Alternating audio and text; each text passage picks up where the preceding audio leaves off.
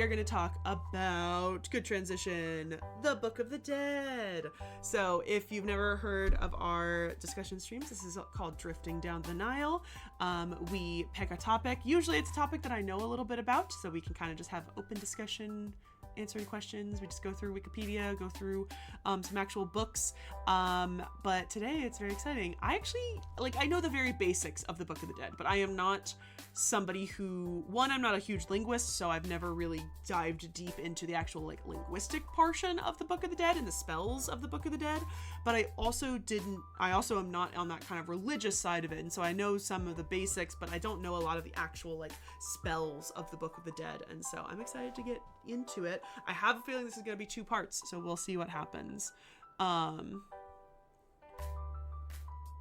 Yes, Moxie, I just posted that video. Well, actually, I posted it a couple days ago on TikTok, but I just posted that news on my Instagram, my Facebook, and my YouTube. I just posted my Egypt news video about that. But yeah, it's actually the second time that has been found at that exact same site. That's Tel Athribis.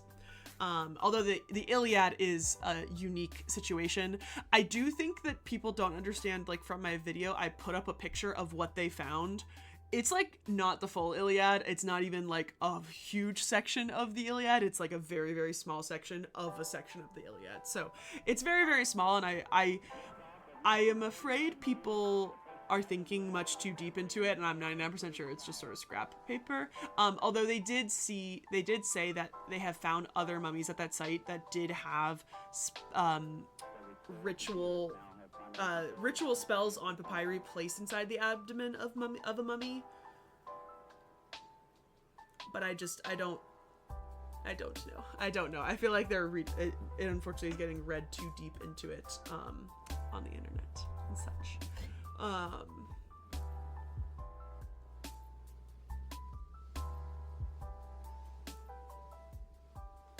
Yeah, absolutely. They found a lot of stuff at Tel Athribis pretty recently. Although wait, no, that's not Tel Athribis. I apologize. That's not Tel Athribis. That's Albanasa, I think. Let me look at my TikTok. Yeah, I apologize. That's Albanasa, not Athribis. Athribis is the one that found 30,000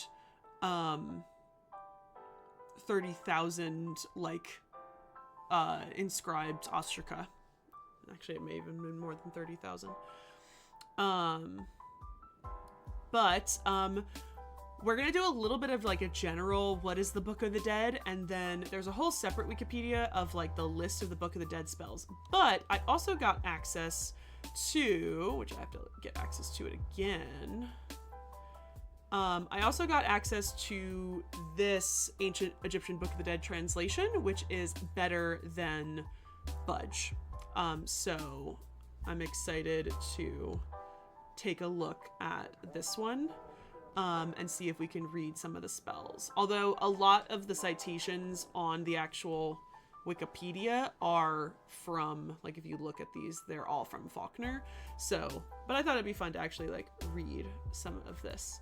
But let's just go first and look through. So that's the problem. So yes, I'm going to say this, people are still printing Budge because it is copyright free. So anybody can literally go and print Budge.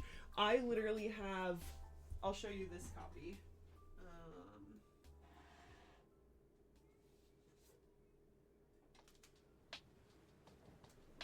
I found this copy, I'm 99% sure, at Five Below. Hello, welcome on in. But this is, I will say this is slightly a edited version. So this is translated by E. Wallace Budge, edited and with an introduction by John Baldock. So potentially this could be improved upon, but it depends on how much John Baldock added. But I found this I'm 99% sure I found this at Five Below.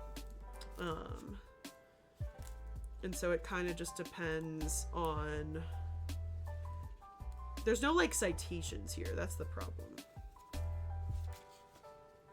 There are some endnotes, but I don't even think there are any. Yeah, there's a glossary, but there's no sources. Yeah, so it's you can just find this a lot on the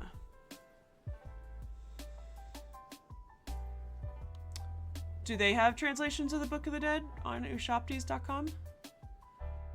I know that website, but do they have translations of Book of the Dead there?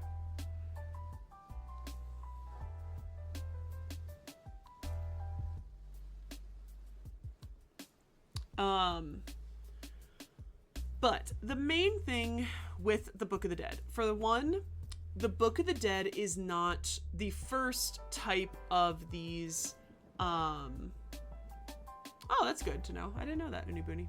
Hi, Dr. Harm, welcome on in. The Book of the Dead is not the first series of funerary text that ancient Egyptians used. It is technically the third, the third sort of iteration. And so the Book of the Dead texts derive from the coffin texts of the Middle Kingdom, which derive from the pyramid texts of the Old Kingdom. That is like kind of the easiest way. Like some of those kind of carry over, but like the best way is to sort of say like Old Kingdom pyramid text, Middle Kingdom coffin text, New Kingdom Book of the Dead. That is not a concrete time period. That is just a generalization to help you. And it's also not a book. It's a scroll, technically. And also they did not call it, the ancient Egyptians themselves did not call it the Book of the Dead. They called it the Ru Nu Peret Em Heru, or the Spells of Coming Forth by Day. That is what they called it. And so you'll see some books, some of the books you will see calling it Coming Forth by Day or Spells Coming Forth by Day is technically what the translation of it is. And these are meant to be a cheat sheet. These are meant to be some sort of an assistance to get a deceased person through the duat or the afterlife. The Wikipedia here says underworld. I really hate using the word underworld because it just doesn't vibe. I try to use the word afterlife and not underworld because not technically their afterlife is not necessarily under. I know this is a stupid semantics thing, but like people say, oh, hell is down, heaven is up. Egypt didn't really, the West is the land of the dead. So it's not the underworld. It's the afterlife. So as you can see here, the first person to kind of translate these is going to be Carl Richard Lepsius. He is also the guy the Egyptologist who recorded every single pyramid that he could find. And he put them in the Todten book. And he was the person who actually translated it to Book of the Dead. Yes, exactly, Tino. Westworld is the Egyptians, is what the Westworld.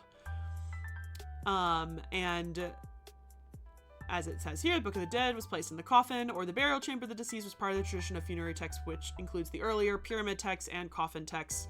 And in those cases, those spells are painted or carved onto a pyramid or usually inside a pyramid or onto a coffin. They're very, very literal. And then the Books of the Dead are more portable. So some of these spells included in the book were drawn from these older works and date to the 3rd millennium BCE. Other spells were composed later in Egyptian, dating to around the 3rd intermediate period. So there's even more spells being added later in the 3rd intermediate period. And my favorite part about it is there is no single or canonical Book of the Dead. Every papyri is a variety of these spells, which gives a lot of potential agency to people who couldn't afford it to be able to go to a scribe and say, these are the spells that I want. It is unclear how that process went. Because again, most people cannot read or write enough. And so it's impossible to say that a scribe would give them a scroll and say, hey, pick which ones. It's probably some more of a conversation. And there are typically sort of there are always the standard ones and stuff. So some people seem to have commissioned their own copies of the Book of the Dead, perhaps choosing spells that they thought the most vital in their own progression of the afterlife. And you will see some of the ones that we'll talk about are in hieroglyphs, and then some of them are in hieratic.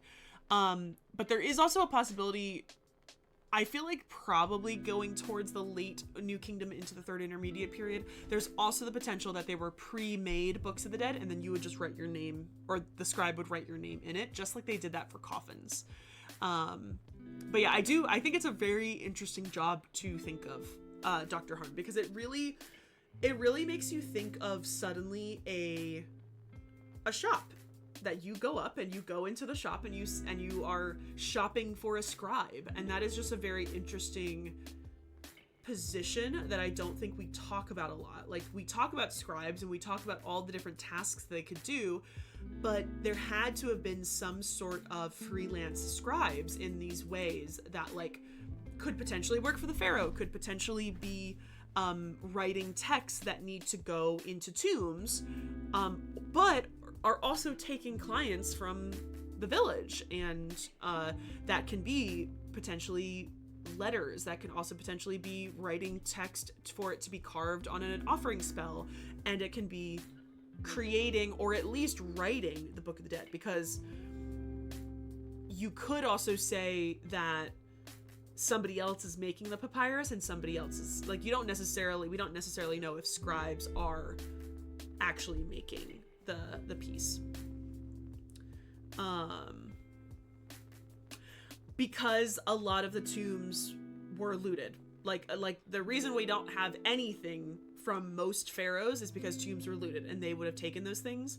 And papyrus is very fragile. Papyrus it can survive in a very dry environment if it is sealed. A dry box, if it is stuck in a wooden box that never leaves a tomb, it can survive. If the tomb gets then looted, and then the tomb can flood, it's a goner. Like, so even if the looters did not specifically steal the Books of the Dead, leaving a tomb open is also detrimental to any other artifact that they have left in there. There is, I don't know how often this could be, but we also have a lot of papyri that are written on both sides, so there is the potential that it could have been stolen, because paper is a valuable thing to use it for. But possibly they could wash it. I'm not really sure. Uni Booney, to be honest, I don't know. Like, yes, there is the chance that, like, because a pharaoh has all of that on the tomb wall, so maybe they did not get a physical Book of the Dead. I'm trying to think if we have one for Tutankhamun. I don't believe we do. But also Tutankhamun doesn't have all of those spells written on the book. We're gonna Google this because I don't think he does. I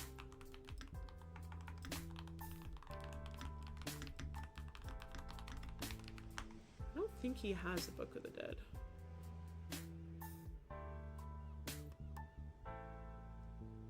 Yeah, the AI is bad, but I don't think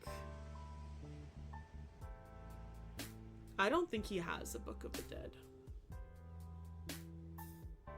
Yes, papyrus is the actual material. So, oh, you know what I can do? Give me 2 seconds. I can show you guys some papyrus. I forgot that I had this.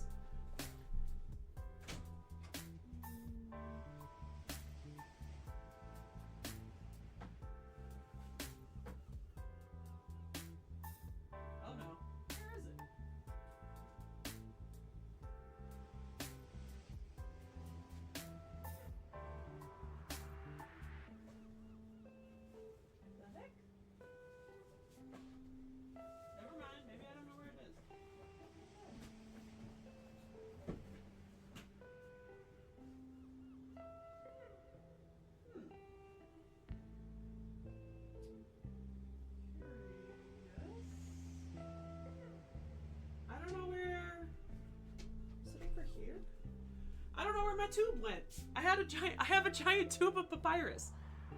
Where? Is it hiding? The hell? Well, I have to find it somewhere. Huh. I don't know where it is. I had papyrus, but I don't know. Where the heck could it be?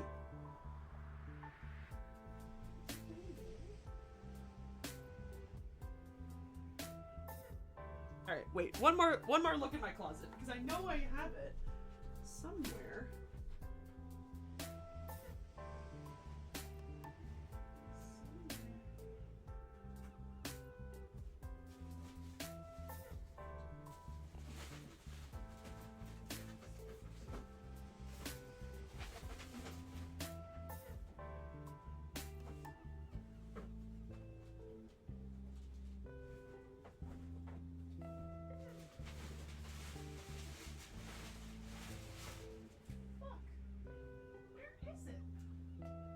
Oh, Jesus. Okay, I can't find it.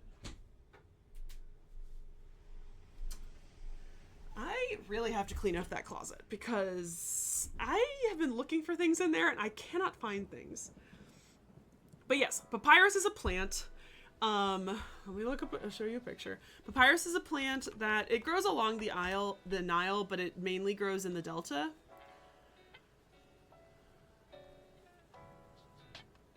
So this is what it looks like, and essentially you take, most of the time you can tell, this is not a real picture of papyrus potentially, but most of the time you can tell essentially is they lay the pieces on top of it like this and kind of smash them together, and the pulp makes them stick together. And so it's not necessarily paper, but most of the time you can sort of see kind of the weft and the weave sort of. They don't necessarily weave it. It usually is just kind of a smashing of it. Maybe it is woven a little bit. But yeah, it's a beautiful little plant. You can see it right here. I think it's mostly the stalk. I don't think it's the leaves. Also, what the heck? Who is he? Apparently his name is Papyrus. But yeah, that is what you... Oh yeah, absolutely. So the pieces of papyrus that I have is made... It says it is made by modern peoples to make papyrus, but I don't know. Like one of the things you'll see, if you notice you'll see I have multiple pieces of papyrus paintings. So I have this one here, and I have this one down here, and even these two little ones and this one. One thing you will see very distinctly is that this one and this one are much darker. They are like a dark brown. And then these three here have a much lighter color to it. It is not proven, at least in my case of my 5 that I've here, but I have been told that there are people to make these essentially like Egyptomania-esque paintings that they sometimes use banana leaves. Personally, I believe those are the ones that are darker. I think mine are probably banana leaves because even when I touched it, it's very soft, and these ones, this papyrus is much stiffer. I don't have any proof about it, but it does, you will see differences of pieces that people buy in Egypt and bring back with them. That there is like two kind of distinct colors and such. Sorry, I'm missing. Did I have tomb robbers in my house? Maybe I did. What happens if there's a typo in the book? Do you end up paying? There are so many typos. Like literally there are people who investigate like hieratic typos. Hieratic has typos all the time because they also have like, people have their own handwriting. And so they make mistakes, and sometimes they'll make the mistakes over and over again because it's obviously something that they taught, like they were taught something and stuff. Yeah, apparently somebody stole my papyrus. Yeah, that is also, I think jute or hemp is also a possibility. No, so when papyrus dries, it becomes a brownish color, but like I have seen versions of it where it's tan. You can see this version. This is the papyrus of Ani. So it's like a lighter color, and you're right, Unibuni. This is not the best high quality photo that I could think of. It's not the worst, but when I zoom in this far, it's not that high quality, which is interesting. But yeah, this is a piece of the papyrus of Ani, and you can see sort of the lightish color, and you can see all the lines kind of as you go through. And like, which one's the, I think this is also the Papyrus of Ani, a different section of it. Or no, this is the Papyrus of Hunefer. So it's a little bit late. I have it already up on the British Museum.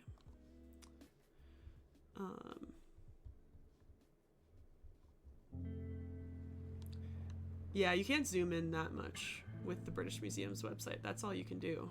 You can zoom in more when you download it, but it's still not the best high quality. Ooh, very cool. Is it about Imhotep the architect? A lady is, I can't remember what her name is. She's a goddess. She's a goddess of bricks. She's not a goddess of bricks, but she is depicted sometimes as a brick. I can't remember. We'll talk about the Papyrus of Ani in a second. But there's, oh, here's the entire Papyrus of Ani. Very cool. You can see. How close can we get? Nope. So this is the entire Papyrus of Ani. We'll talk about this in a bit. But yeah, some examples. So I'm actually, the Papyrus of Hunefer is actually one that I recognize more than the Papyrus of Ani. But we do, yeah, I guess we do have Penejum II, which is nice. But, Book of Kenna.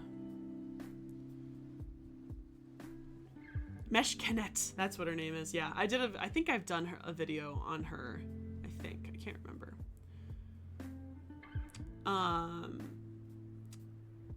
So yeah, so the finest example is considered the Papyrus of Ani because it is not only complete, but it is also highly decorated. Not all Books of the Dead are going to be decorated. There's also one actually at the Brooklyn Museum. I'm going to pull that up to see if I can see. Brooklyn Museum, Book of the Dead. Let's see if this is the one I'm talking about. Oh, they do have, yeah, here's one of theirs. But when you look at this one, it has almost no like decoration. It's just the text. I think it's this one.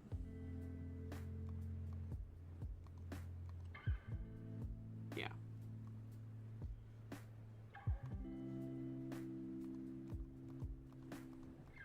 So it's just all text. Oh, it actually switches.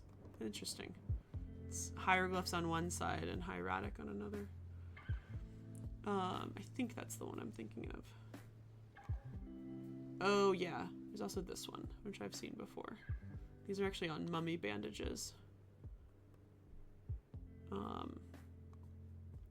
But yeah, so some of them have like extra decoration, some of them have depictions of the deceased and their family members, and others are just text. And so the Papyrus of Ani is considered kind of the finest example because of the completion of it and the really nice decoration of it. And we also know Ani's name is, he is the scribe who actually wrote it versus it being written for the deceased person. I believe the big difference is that Ani is the writer of it. So you can read ancient Egyptian hieroglyphs from left to right, from right to left, and from up to down. So it all depends. Many of them go up to down. What is this one? This one's up to down, but you start on the left. At least this section. And if we look at Papyrus Ani, it also starts from the left, but you read up to down in each column.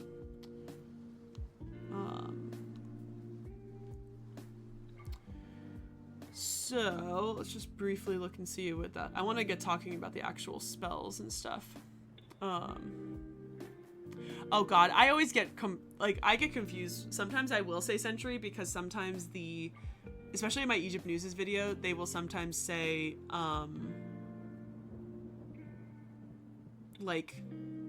sometimes they'll say the century, like they'll say 3rd century BCE, and sometimes I just say that, and then I'm like, oh shit, it's annoying to say centuries and not the actual date. But yeah, I guess 27th century hasn't happened yet, so you are correct. So yeah, here we got the pyramid texts. those are some texts in a pyramid. Is this Eunice? Or this is Teddy. This is the one I've seen. I've seen these ones. And what is very evident about the pyramid texts is that they're only for pyramids, so they are only for pharaohs. And so they, at the least, had this sort of belief in the beginning of ancient Egyptian history that like all of these sort of cheat sheets and extras to actually get you to the afterlife was only for a pharaoh. And then it becomes more accessible when you say the when you then get coffin texts, which allow anyone who can potentially afford a coffin to be able to put the coffin text on there. And so he says, the purpose of the pyramid text was to help the dead king take his place amongst the gods, in particular to reunite him with his divine father Ra. At this period, the afterlife was seen as being in the sky rather than in the underworld, which is described in the Book of the Dead. I still don't like the word underworld, but that's fine. Towards the end of the Old Kingdom, the pyramid text ceased to be an exclusively royal privilege and was adopted by regional governors and other high-ranking officials. Then in the Middle Kingdom, you get the coffin text, and they use a slightly newer version of the actual language, and they also have new spells, and this is when you start seeing illustrations for the first time. And they are more commonly written on the inside of coffins. So they're not on the outside, they're on the inside. Again, cheat sheet for you when you're sitting in your coffin. You can read and know how to get to the afterlife. Sometimes they're found on tomb walls, sometimes they're found in papyri. And they were available to wealthy private individuals, vastly increasing the number of people who could expect to participate in the afterlife, a process which has been described as the, quote, democratization of the afterlife, which I think is really funny. Who said that? Diaria. And then we have Books of the Dead. So they are developed in Thebes, in Luxor, around the Second Intermediate period, going into the New Kingdom. And the earliest known occurrence of the spells included in the Book of the Dead is from the coffin of Queen Mentuhotep of the 16th dynasty. Who the heck is Queen Mentuhotep of the 16th dynasty? Huh.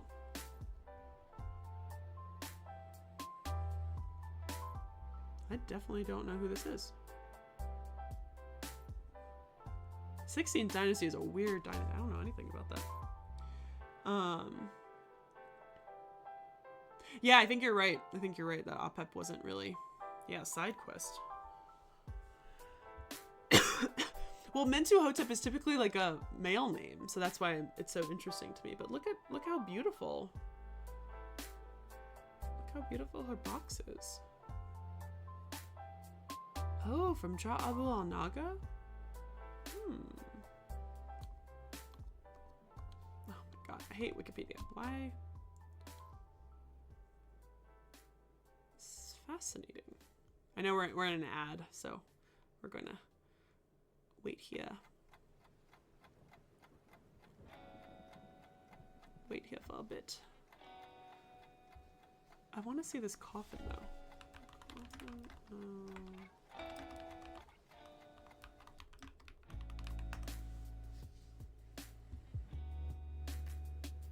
Oh! Oh, wait, no. That says 13th dynasty, not 16th. Oh, is this that person again? Oh no, maybe not.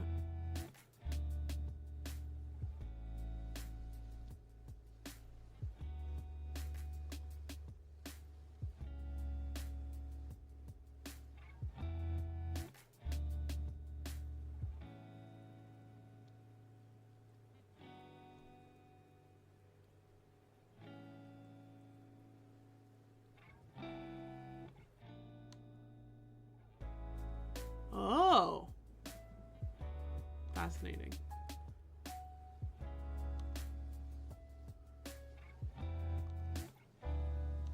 What is going on with my Google? They keep doing that.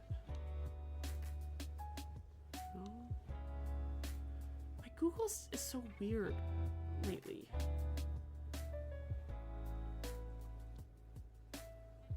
No, that's Kowit. I know that one.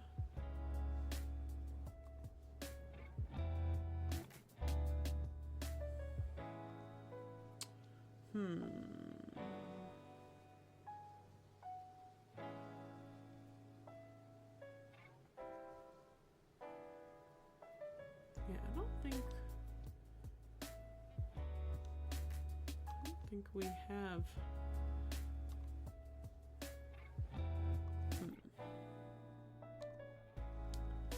Very interesting. I'm waiting for the ad to be over. Yeah, the coffin is lost. I see that, but I was wondering if there's no picture of it. But this is obviously some...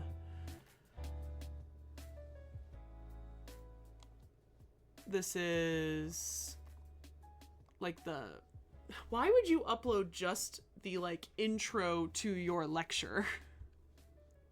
Oh,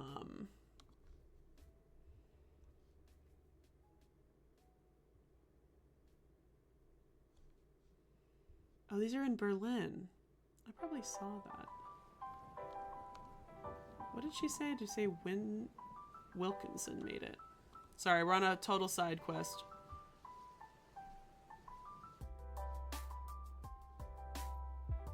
But when did he make coffees? Huh. Alright, sorry, we're on a total side quest. Answering your question, Sathine? Yes, so the spells have changed when they changed over from pyramid text to coffin text to Book of the Dead text. And it does appear that they're also added a lot like in the third intermediate period, so some got changed. So they probably do change like over the course of when it is the Book of the Dead. But yeah, so apparently this queen, Mentuhotep, who is the wife of Pharaoh Jehudi, had a coffin that had was found in Dra Abu Anaga, which is interesting because that is Thebes, essentially, Luxor.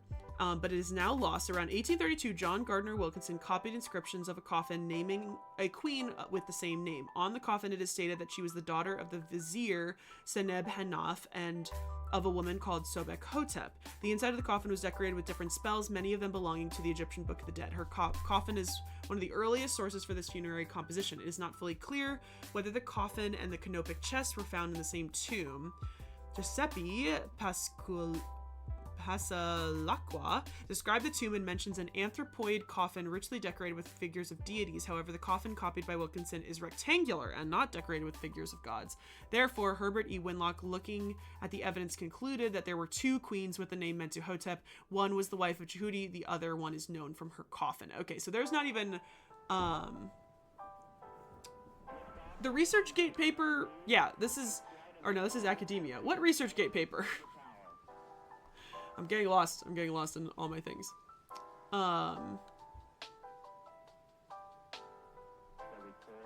So this, but the thing is, this lady is arguing, although it's not a paper, it's just her, she did a presentation in Toronto in 2006. And so what she is saying is that she is identifying the coffin. She's actually identifying Jehudi being from the 13th dynasty. That's what I googled. I had googled coffin.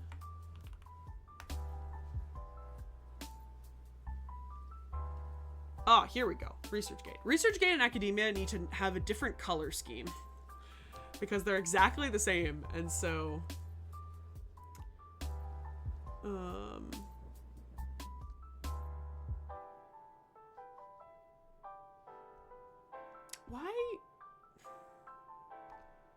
why does it take me to completely irrelevant things?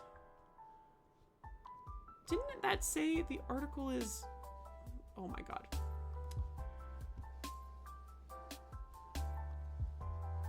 Is it just one of these pictures? Oh, sorry, give me a second. ResearchGate annoys the shit out of me sometimes. Oh, sorry. No! I can't download that.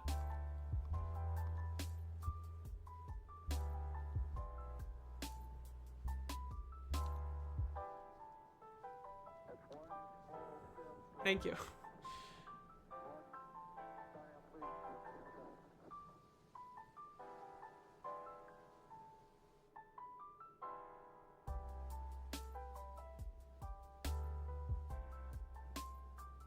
I'm still not seeing it.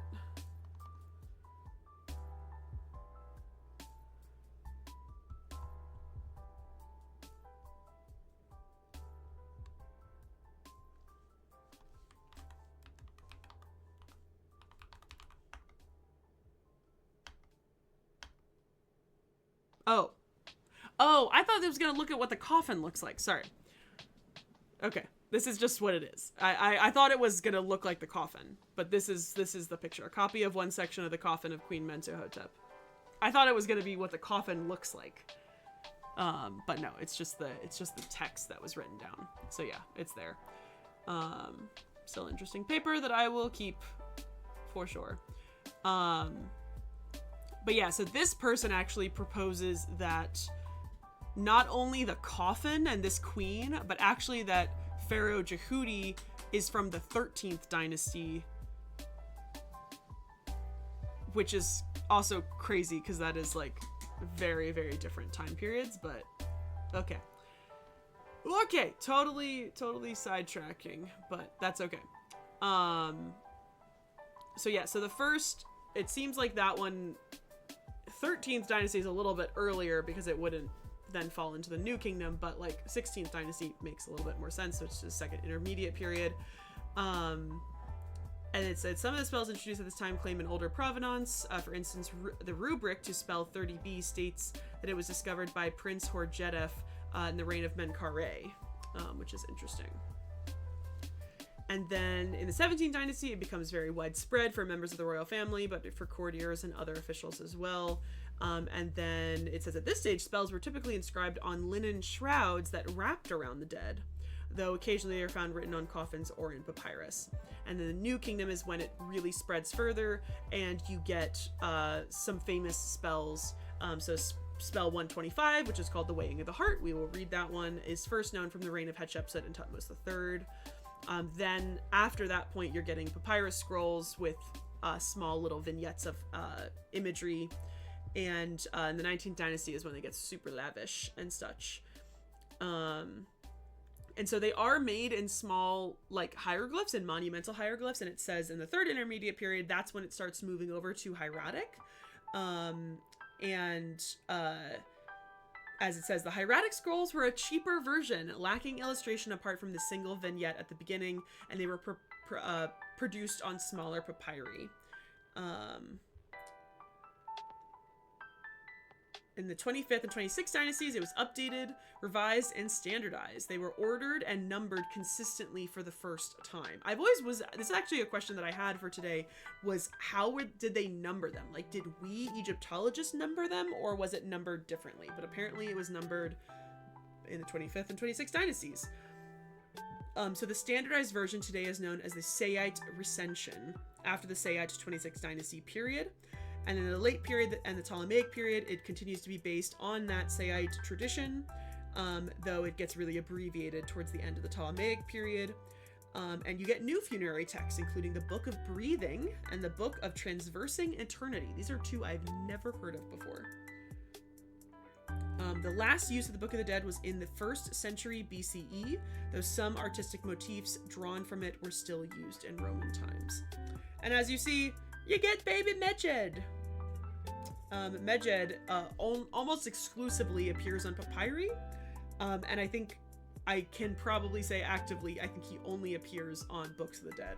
Let's double check, because I love Medjed. Oh my god, they changed his photo. It's so funny. So he is featured on 1, 2, 3, 4, 5, 6, 7, 8, 9. Or visual depictions, he's on 9.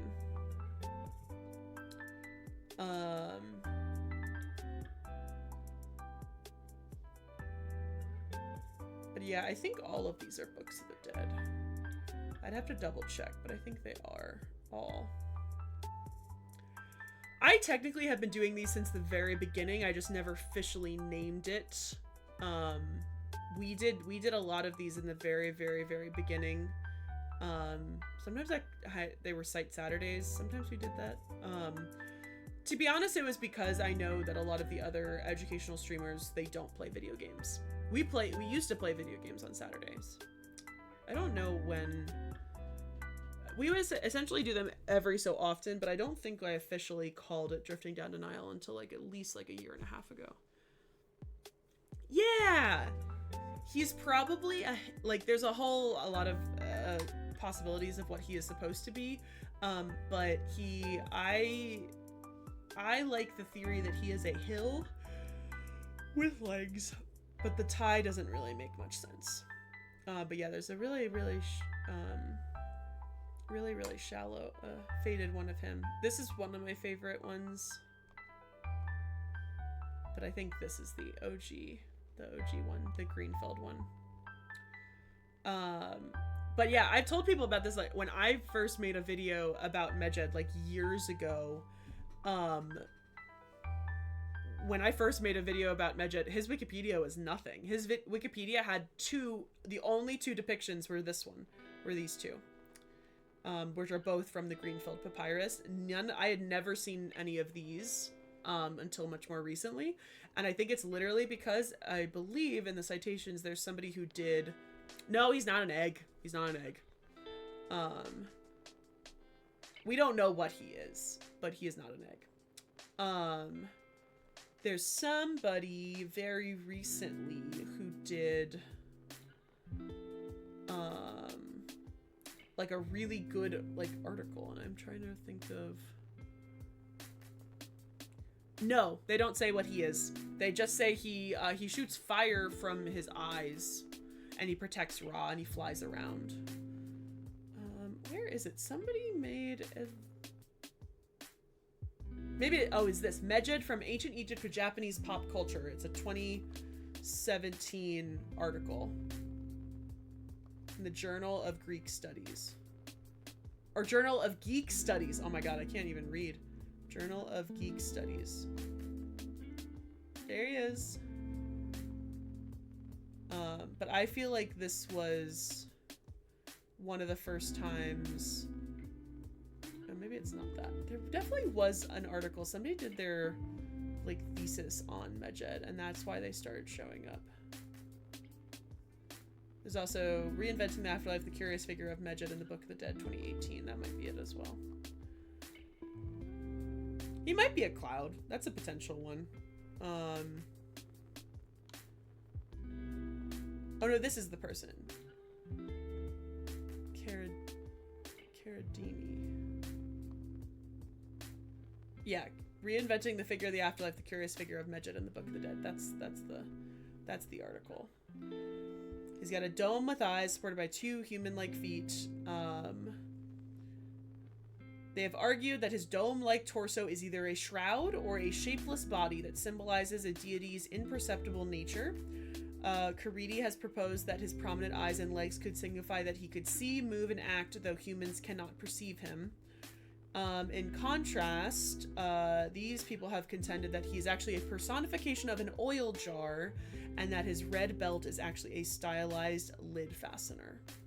That's a weird one, but I know the name of that smiter. His name means smiter. Among them who belongs to the house of Osiris, who shoots with his eyes yet is unseen. The sky is encircled with fiery blasts of the mouth, and Hapi makes report, yet he is unseen. So the biggest thing is that, like, I have seen something where somebody said that he's a hill with legs, but I definitely think he's hidden. He's like the unseen one. That is like what he technically is. And that is why he's like, he has a shroud over him. So like, he is a ghost, but he's not a ghost. Like, he's not a ghost in that sense, but he is a kid dressed up as a ghost. Oh my gosh, addicted. I totally forgot. I'm so sorry. Did you message me? I think you did. Did you message me? You did message me. I'm getting that done tomorrow. I don't know why that totally slipped my mind. I usually have to leave messages unread because if I don't, it'll just totally slip my mind. But thank you for reminding me. I'm doing it tomorrow. I don't have work tomorrow, so I can do it tomorrow. Yeah, the Peabody book series. You should definitely listen to the podcast that I am a guest, unexpected guest on almost every single episode, but you should listen. They're really cool.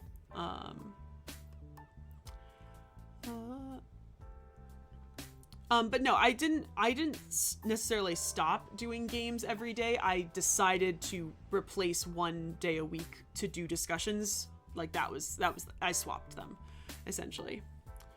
Um, something like that. Yeah, he's definitely a fun little dude.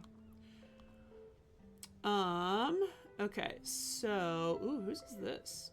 Oh, that's the Papyrus of Ani. That's a beautiful section. I've never seen that section before. Okay.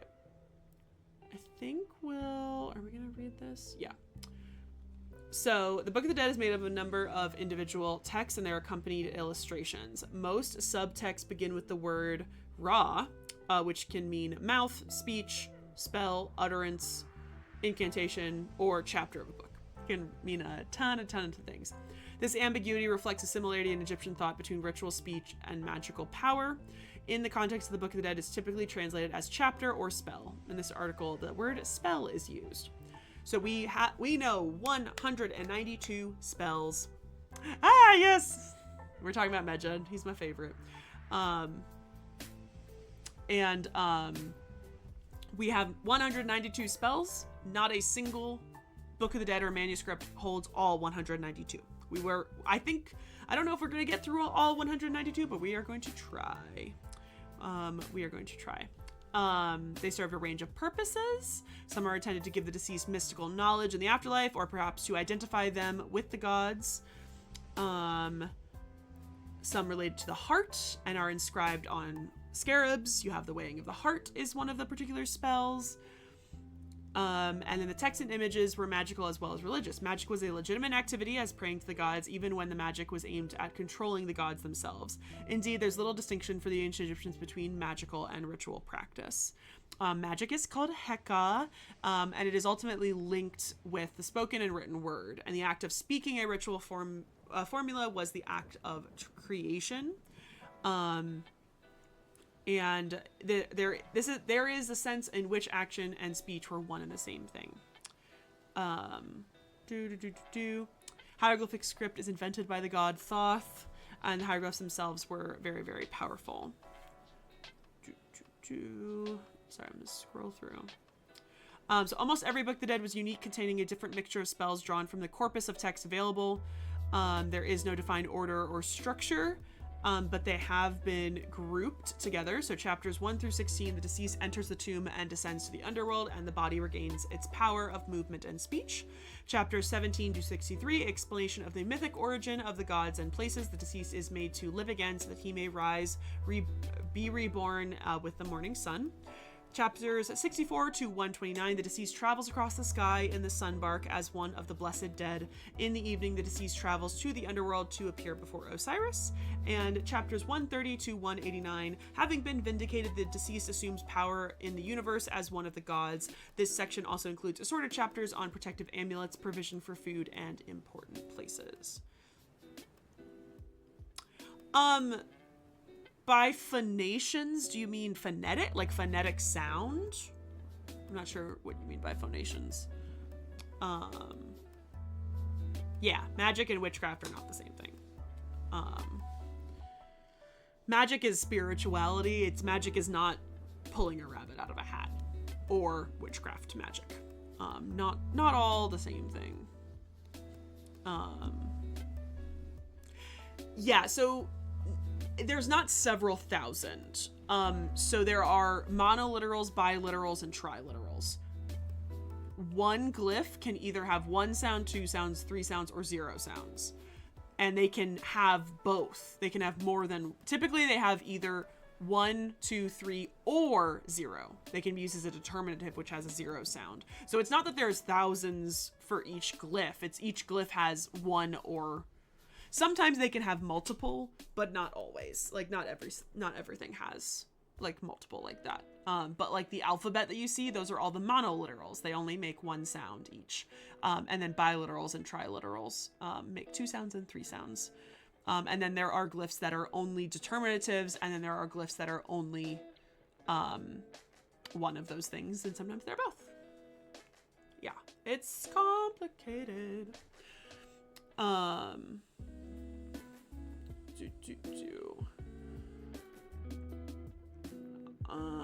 Okay, I'm gonna briefly read the afterlife section, but then we're gonna go to and actually read some of the spells. So The nature of the afterlife is difficult to define because there's so many different traditions. The way that I typically describe it is it's like you're in the world of the gods and you're in the real life, but in the world of the gods. So in the Book of the Dead are taken into the presence of the god Osiris, who was confined to the Duat, which in this case is subterranean. I like using the word subterranean rather than underworld, just because I think underworld gets associated with too many other afterlife beliefs, if that makes sense. And there are also spells that enable the Ba or the Ak, which are two different parts of the ancient Egyptian soul, to join Ra as he travels the sun on his sunbark to help fight against Apep. And then you go to the Field of Reeds, which is a paradisiac likeness of the real world. That is your ultimate goal. You are in the Field of Reeds, which is just like real life. It's depicted as a lush, plentiful version of the Egyptian way of living. There are fields, crops, oxen, people, and waterways. The deceased person is shown encountering the great Ennead, the group of gods, as well as his or his own parents. While the depiction of the Field of Reeds is pleasant and plentiful, it is also clear that manual labor is still required, which is my favorite part about it. For this reason, burials included numbers of Shoptis or Ushoptis because they need people to continue to do that manual labor in the afterlife. And they have a special spell that is like the Book of the Dead, but it's called the Shopti spell and such. And the path to the afterlife is, as laid out in the Book of the Dead, was a difficult one. The deceased was required to pass a series of gates, caverns, and mounds guarded by supernatural creatures, also described as demons. I don't really like using the word demons, but that is how they've been described by other Egyptologists, so it's continuing on. These terrifying entities were armed with enormous knives and illustrated in grotesque forms, typically as human figures with the heads of animals or combinations of different ferocious beasts. Their names, for instance: he who lives on snakes, he who dances in blood. Their names are crazy. I wish I could find a complete list of these names, but there are some really crazy names. I do have a video. I'm pretty sure I have a video on demons in ancient Egyptian history, but I think I also include demons when I went and did my ghosts lecture, which I think is on my YouTube. I think I also talked about demons there. I'm not 100% sure I did, but I think I did. These creatures had to be pacified by reciting the appropriate spells in the Book of the Dead. Once pacified, they posed no further threat and could even extend their protection to the dead person. Another breed of supernatural creatures was the Slaughterers, who killed the unrighteous on behalf of Osiris. The Book of the Dead equipped its owner to escape their attentions. As well as these supernatural entities, they were also threats from natural or supernatural animals, including crocodile, snakes, and beetles. We're gonna start reading the actual spells of the Book of the Dead pretty soon. Are there ancient Egyptian curses aside from protection ones like scorpions and Tutankhamun tomb? So there is, I don't describe them as curses. There are absolutely warnings in ancient Egyptian texts that are warning you not to do stuff, but I don't call them curses because to the Egyptians, yes, they had some sort of magical entity, but I don't call them curses because they aren't curses. But yes, there are some examples of them. It just kind of depends on what you're talking about. I think so, Alex. I'm not 100% sure, but I think there probably are.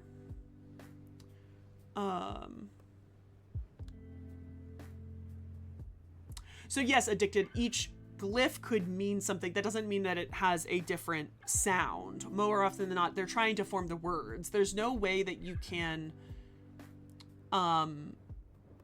Also, it depends if they're reading hieroglyphs or hieratic, which is different. I don't know enough about hieratic, but hieroglyphs, it is...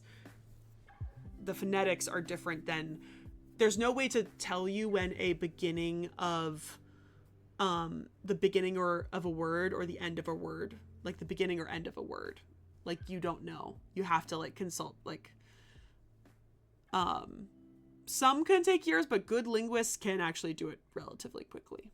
Just depending on how preserved it is.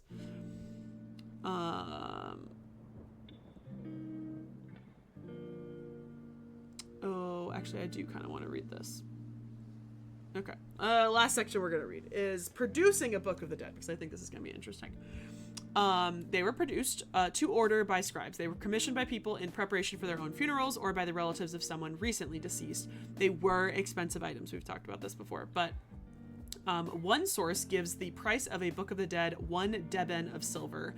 Deben is a weight is an ancient Egyptian weighted unit. It's not technically a coin, even though I know some video games use them as coins. Perhaps half the annual pay of a laborer. Papyrus itself was evidently costly, as there are many instances of its reuse in everyday documents, creating palimpsests. I know what a palimpsest is. In one case, the Book of the Dead was written on secondhand papyrus.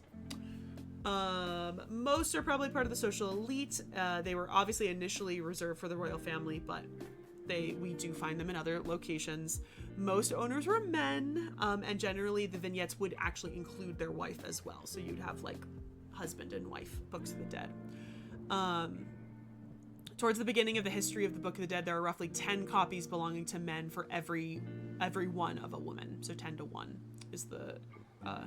granted, this is obviously what is preserved, not necessarily what was made. Everyone keep that in your brain. It's what was preserved versus what was made.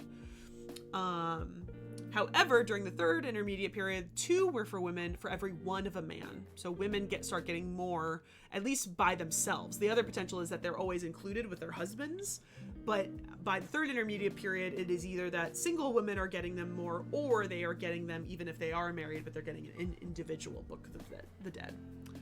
And women owned a third of the hieratic papyri from the late and Ptolemaic periods. That's a really fun fact. I really like that, actually. The dimensions of a Book of the Dead can vary widely. The longest is 40 meters long, while some are as short as 1 meter. Oh, this is the one I was talking about. Book of the Dead of Sobek Most. He's a gold worker of Amun. It's really long. Good night, Baha. Have a great rest of your night. Have a good duat. We gotta drink some water. Oh.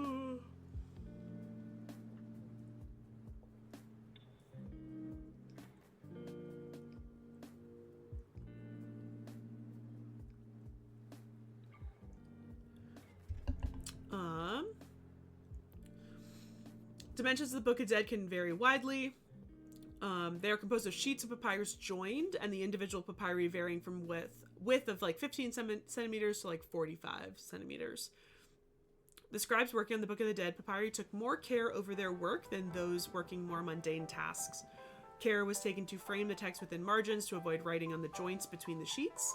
The words Peret em Heru, or coming forth by day, sometime appear in the reverse of the outer margin, perhaps like a label.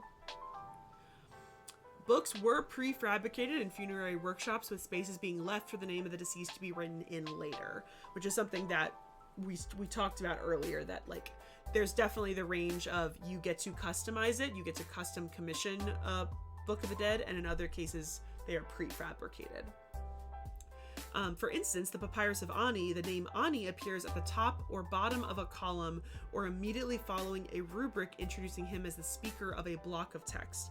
The name appears in different handwriting to the rest of the manuscript and in some places is misspelt or omitted entirely. So the Papyrus of Ani is one of those versions that was probably pre-made.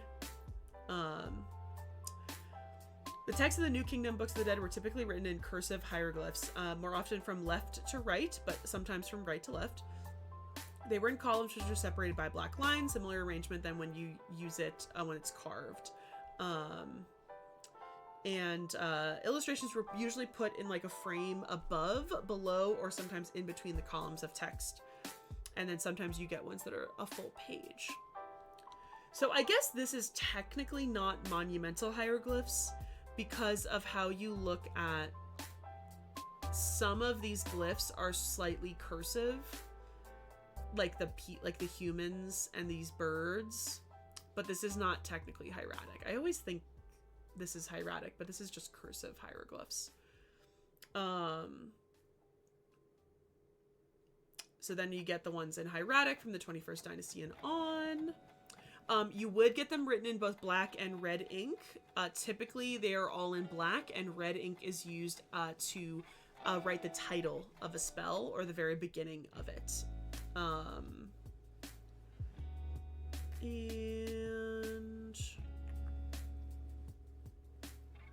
yeah, this is all how they get translated. Oh wow, look at this chronology.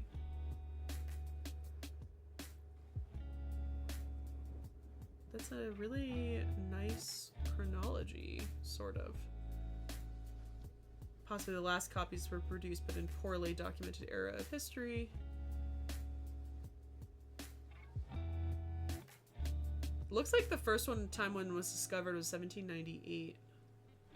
Interesting. And the first publications of it were in 1805.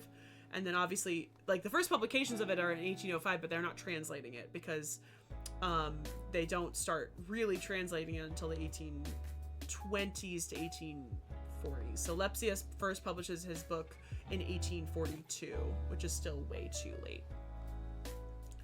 So they do have a Wikipedia page that is the list of the Book of the Dead spells, but I want to look in this book, which if anybody wants to read a book on the Book of the Dead about the actual spells with translations, this is the one you want. I actually need to buy this book, but this is the one you want because it is not going to be Budge. There's nothing totally wrong with Budge. It is that Budge is outdated. Budge published it, I think, in the 1880s or 1890s. It is just not how we translate hieroglyphs anymore. And that is perfectly content. That is perfectly fine. It might be from the early 1900s, but no matter what, it is outdated. Actually, I have this book. I have this version of him. Does it say when it was originally published? I don't know when it was originally published, but I thought I actually did have another one of Budge translation, but maybe I don't. But yeah, this is the copy. The Budge copy is the copy that you're gonna see. Literally, I borrowed this book from Internet Archive. You just have to make an account and you borrow it, and that is it. You don't, like, it's so simple. It's so simple. I do want to buy it. But R.O. Faulkner is a linguist. He is the person who made my Middle Egyptian dictionary, which I love so much. Raymond. Thank you, Raymond. So it's still like, what year did it say it was? I just threw my dictionary. I love that it actually has the stamps on the inside. Because it's scanned from a library. This is still 1972. It is not the most recent, although this seems, it looks like there was a revised edition in 1985. So like, could be better. It's not going to be worse. Exactly. Daniel Jackson says not to use it. So let's go through all of this.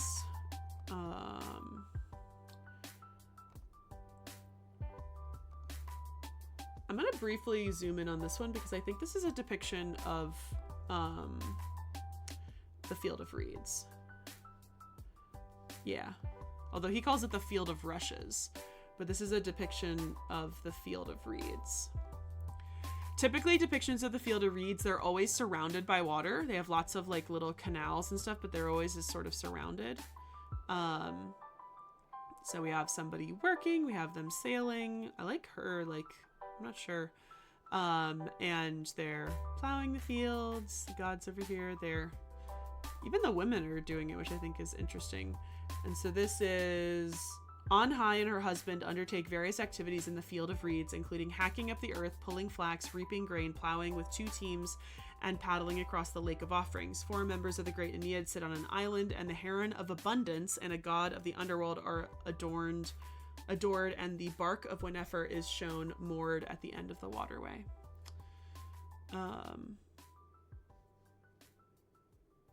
This is what it's supposed to be like. This is what it looks like. Yep, these are original. These are the original colors. It's maybe a little bit faded, but yeah, it looks mostly original. But yeah, this is what it's supposed to be. It is a land that is exactly like real life. It is, you have to do all of the work, and it's in a land of abundance.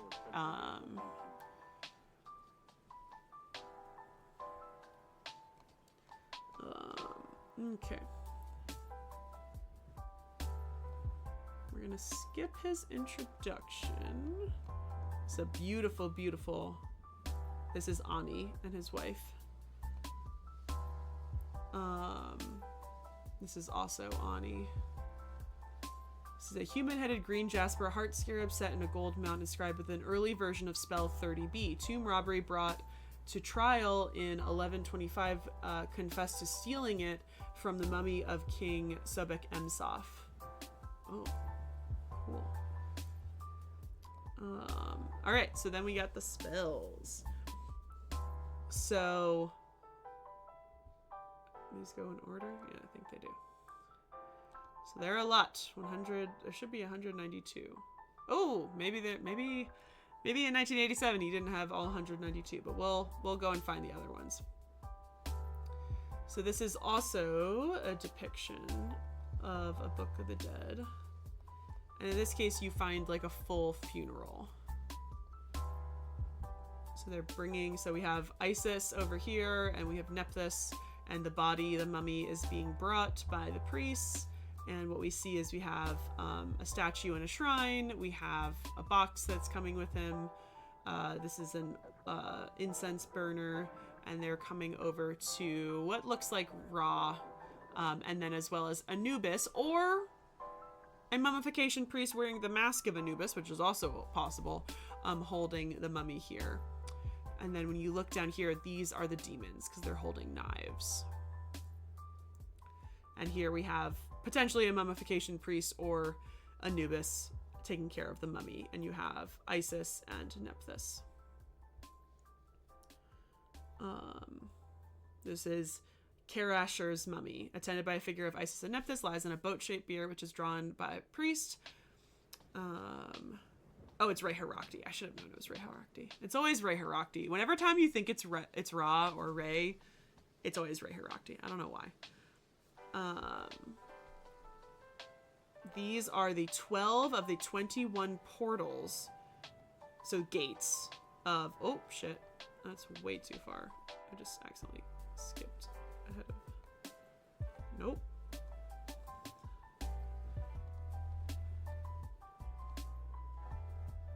So these are essentially, I think, the gates. They call them portals, but I think it's the gates.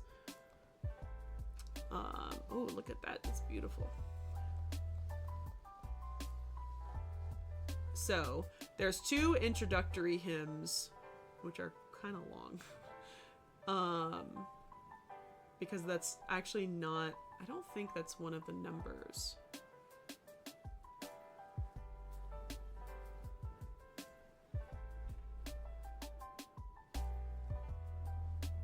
Yeah, so this is Osiris's mummification wrappings, and this is Isis, his wife, behind him.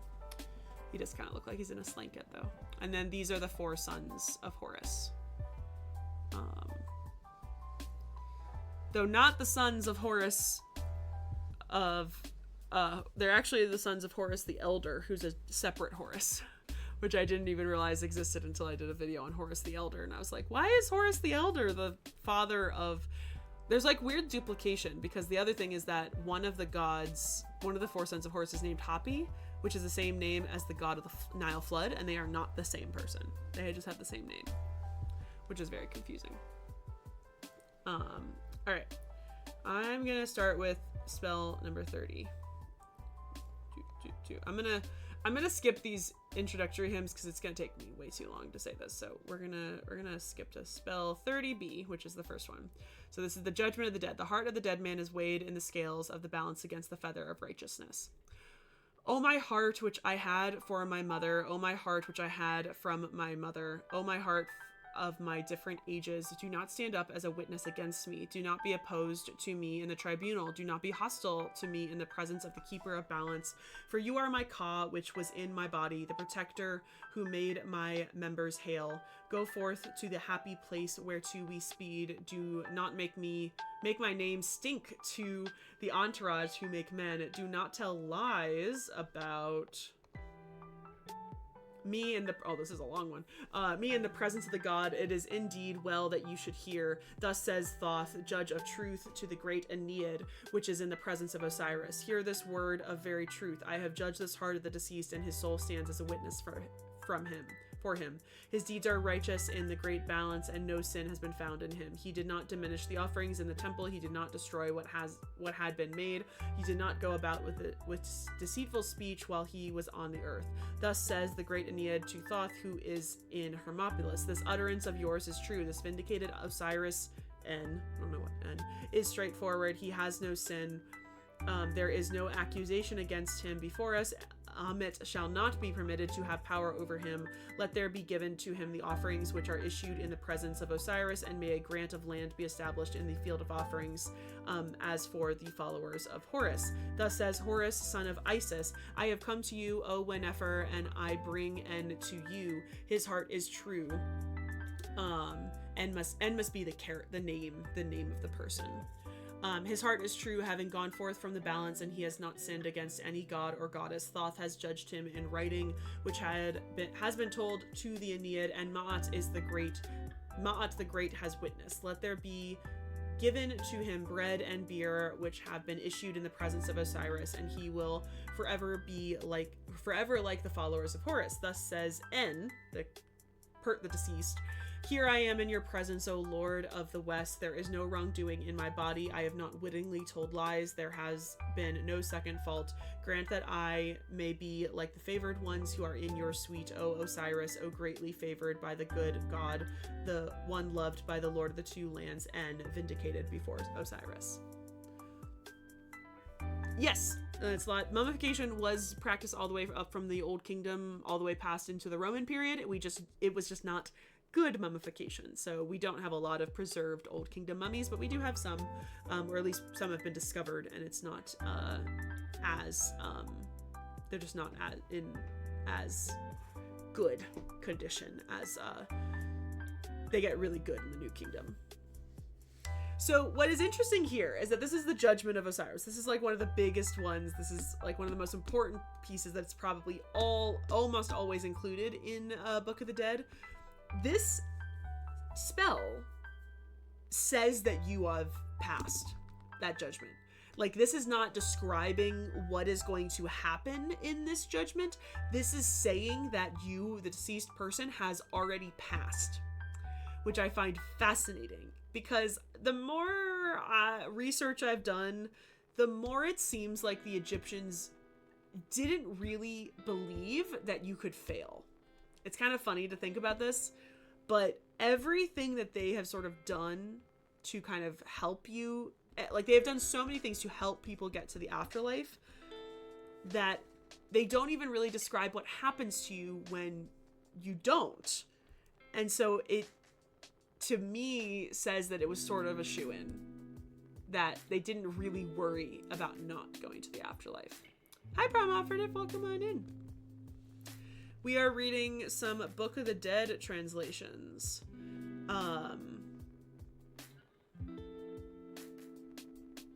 Which one was that? That was 30?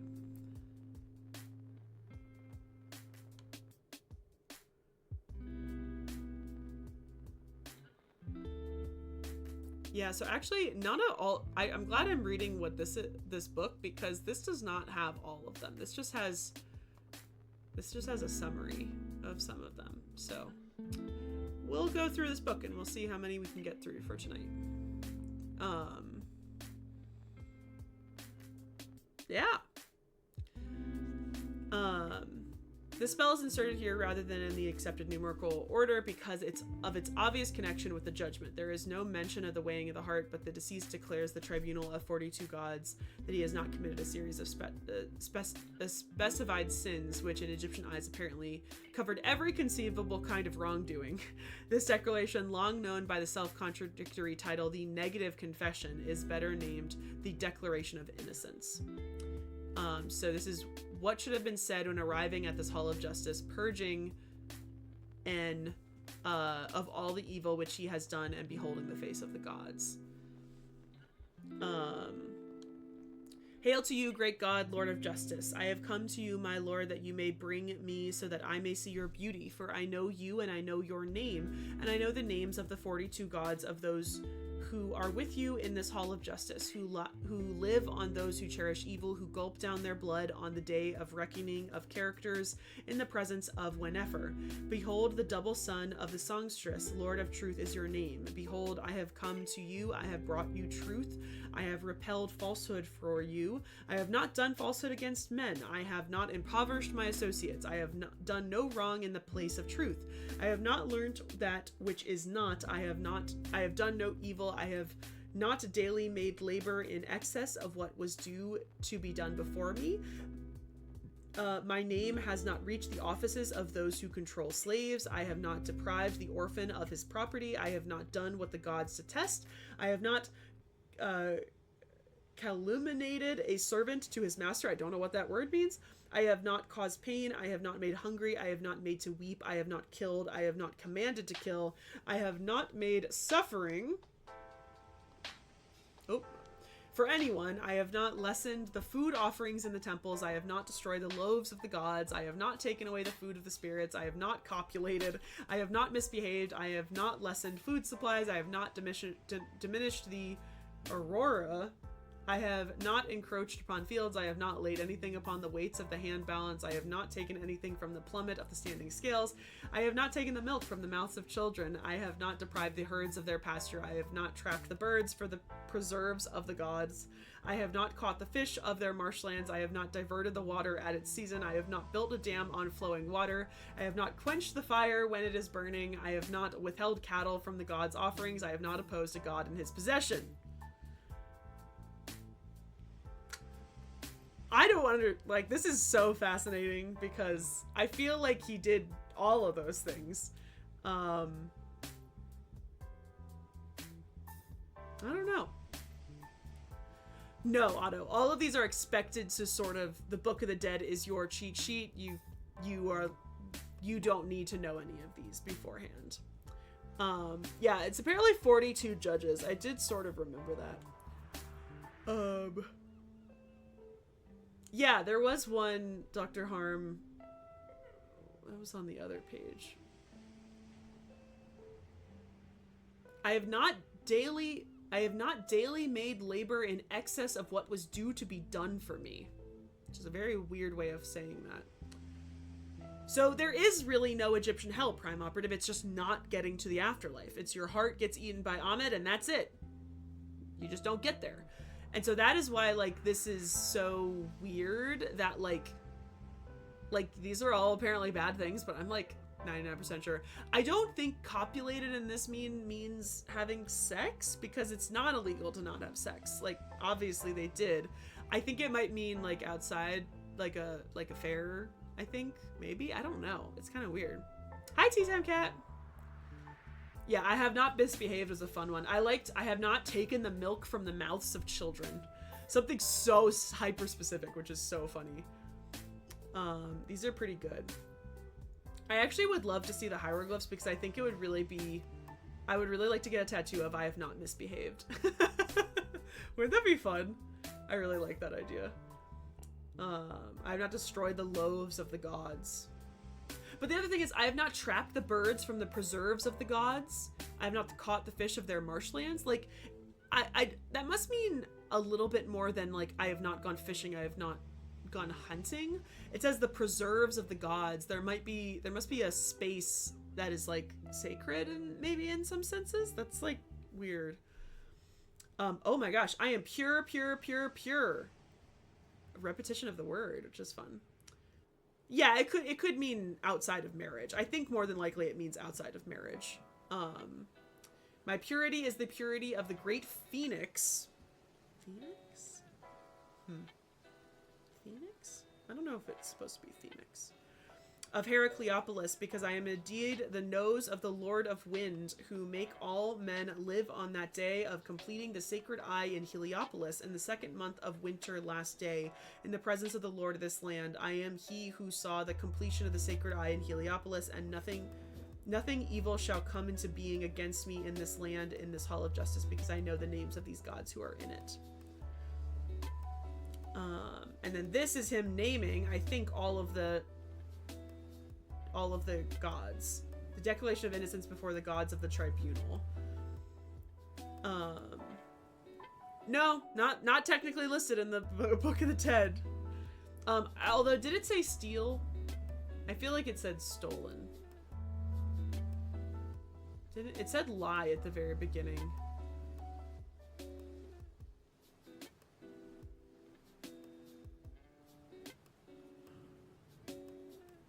It just says, I have done no evil.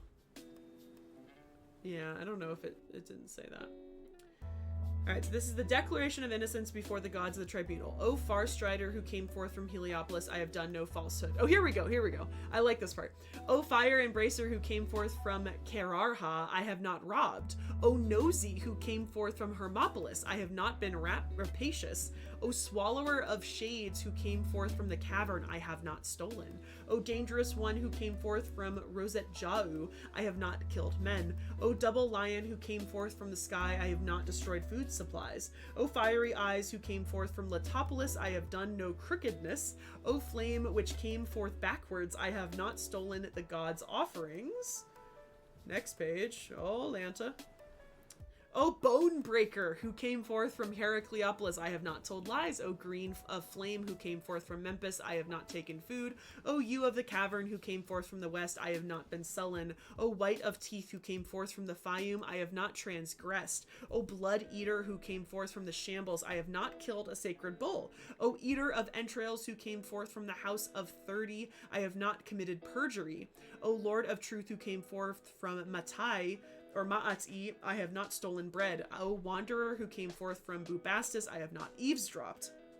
Oh my god, I can't talk anymore. O pale one who came forth from Heliopolis, I have not babbled. O doubly evil who came forth from Anjet, I have not disputed except as concerned my own property. As concerned my own property. O Wementi snake who came forth from the place of execution, I have not committed. Well, that's not how it actually translates.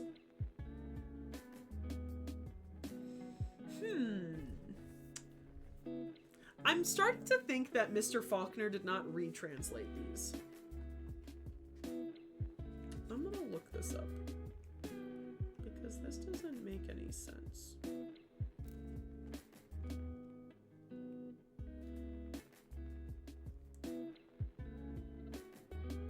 Oh, wait, this book does not have the numbers. Fudge cakes.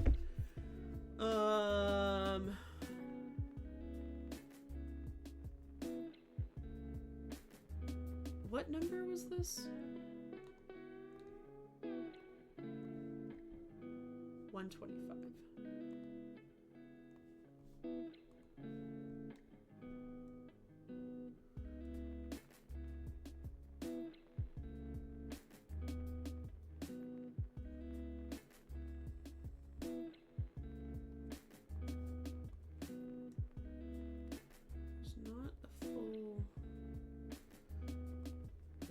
Translation.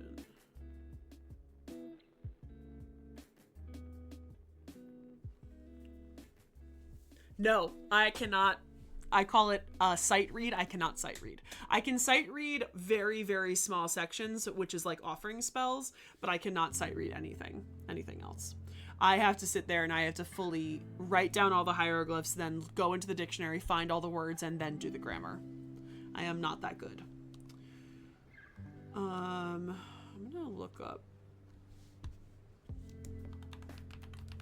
translation of spell 125 Book of the Dead. I was hoping this book would actually be better.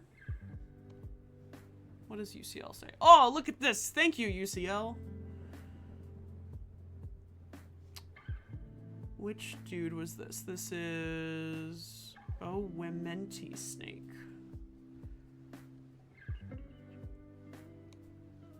Ah! Is that this? Is that right?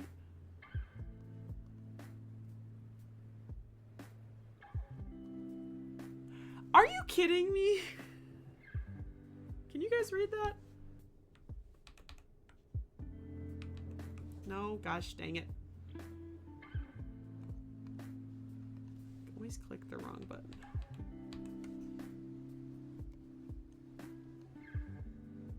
They're translating this, I have not slept with a man's wife. Mr. Faulkner, did you miss the word wife? And just say, I have not slept with a man? And then you wrote homosexuality? Let's see. This is 1, 2, 3, 4, 5, 6, 7, 8, 9, 10, 11, 12, 13, 14, 15, 16, 17, 18, 19. We're going to do this the right way. 1, 2, 3, 4, 5, 6, 7, 8, 9, 10, 11, 12, 13, 14, 15, 16, 17, 18, 19. It literally says Hemet. Hemet is wife. I can't fully translate it in the...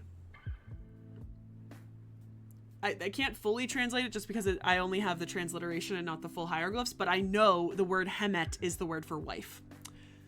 Mr. Faulkner. Mr. Faulkner. Shaking my head. Exactly. Sorry, I'm getting to... I know you guys are asking questions.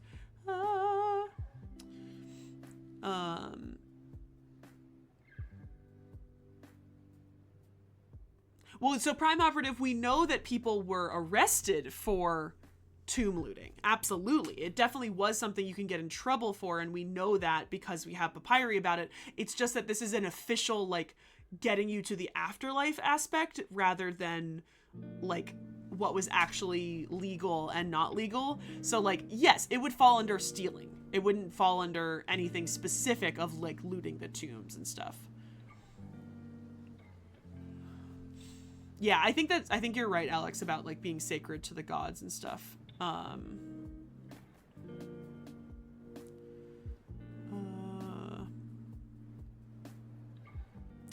Prime Operative, I genuinely believe that AI is never going to be able to interpret hieroglyphs, because because of how it is all based on the context of the words around it. There is no punctuation. There is no way to know when a word ends or a word begins.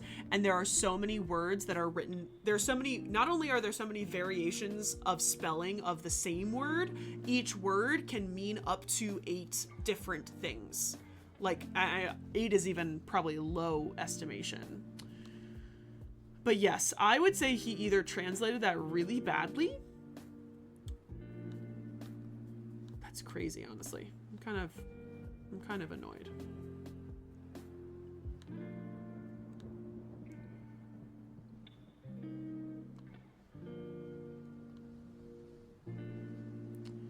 But yeah, it is probably based on his biases of the time, which is he's not even that old. Like, this is from, again, the 70s.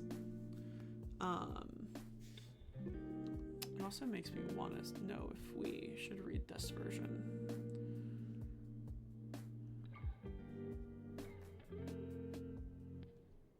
I'm not going to start reading until we get back from the ad, so don't worry.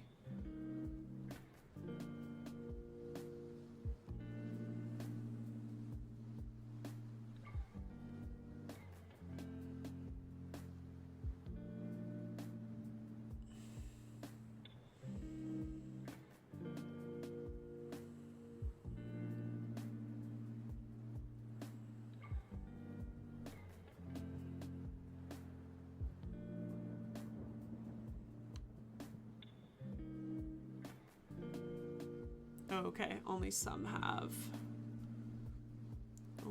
these have a full transliteration or translation.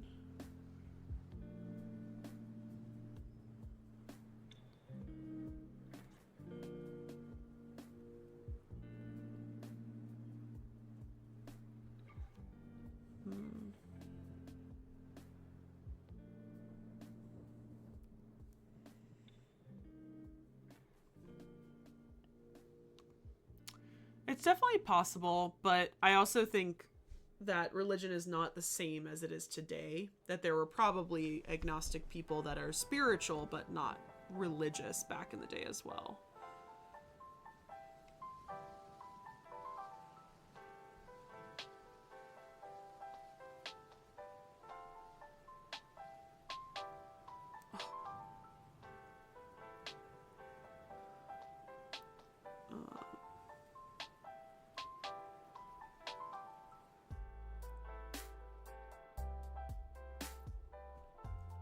For the ad to be over.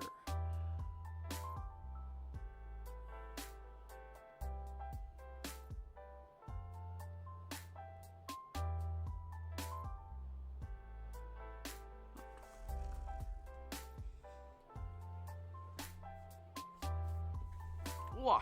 Okay. 10, 9, 8.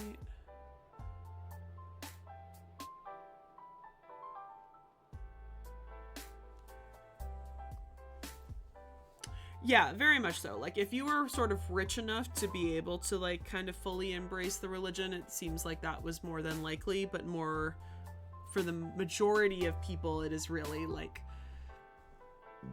worshiping the gods that are going to help you the most, which tends to be these, like, household deities and not, like, the really big guys. I don't think so, because I don't think we really have any evidence that anybody was. Thank you. I don't think we really have any evidence that people were shunned for not really believing, at least when we're talking about ancient Egypt. There are obviously other cultures that did.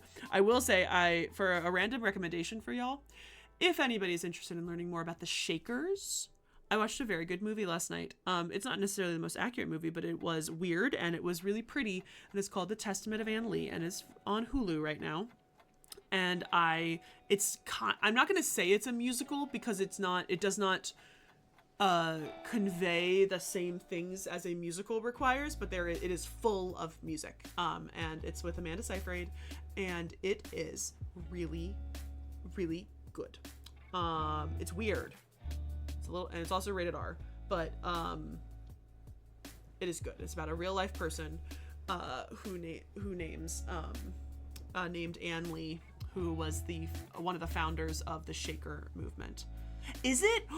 Okay, this is so funny. So I have been seeing ads for this movie for like the longest time, and I wanted to see it in theaters because I started the music that was in all the ads kept like becoming an earworm. I just kept singing it in my head all the time. And then I discovered that it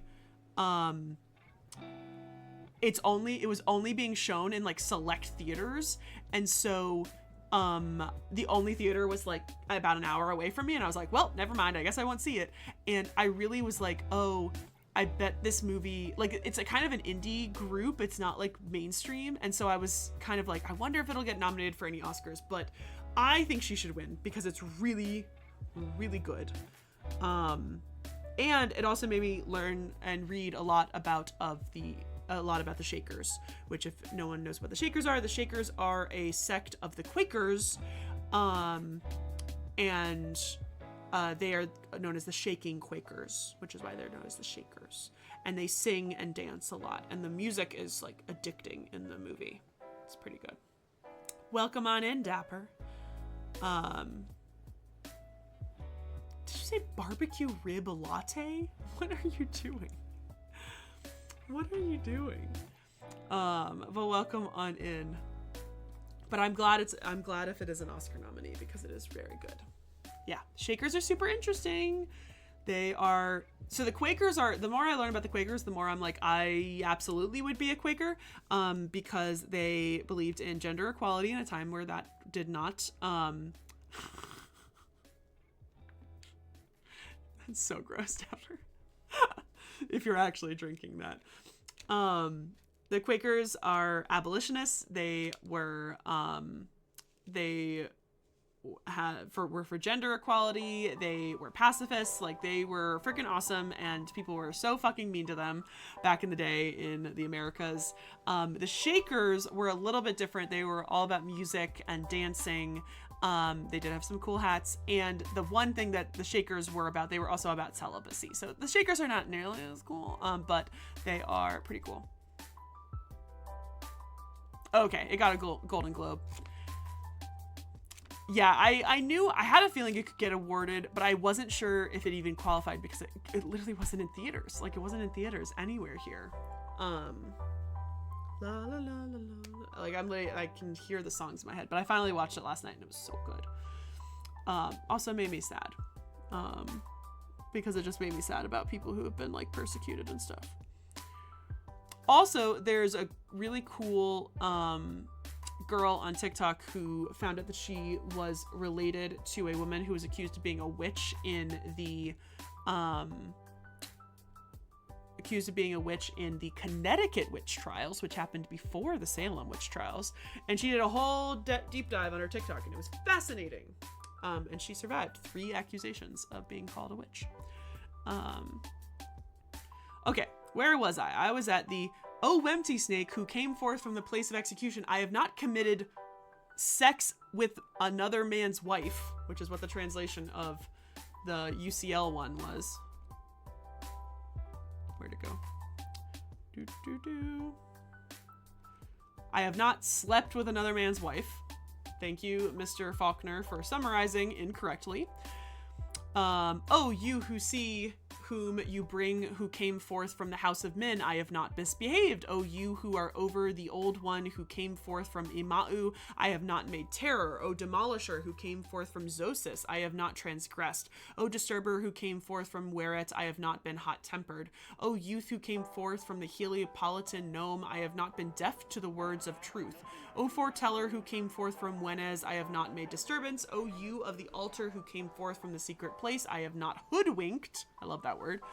"Oh, you whose face is behind him and who came forth from the cavern of wrong, I have neither misconducted myself nor copulated with a boy." I'm gonna double check that one too.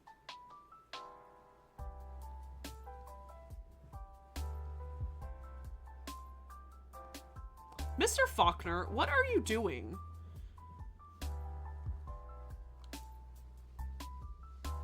This one says, "I have not defiled or debauched." Are you kidding me? I was stupidly recommending this book to people, and now I'm pissed. Mr. Faulkner.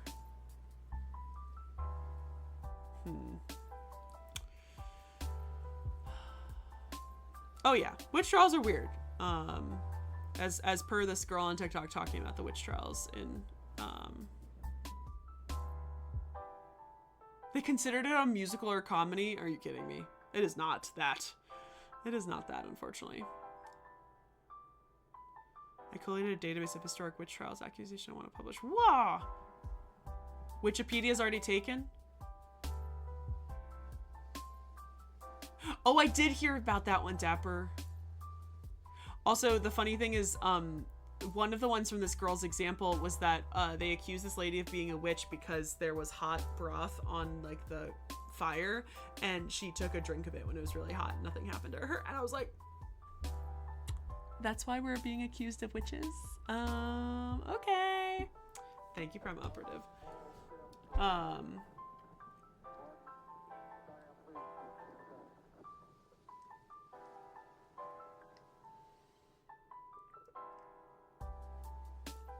I definitely think you should still publish that, Dapper. You just need to figure out another name.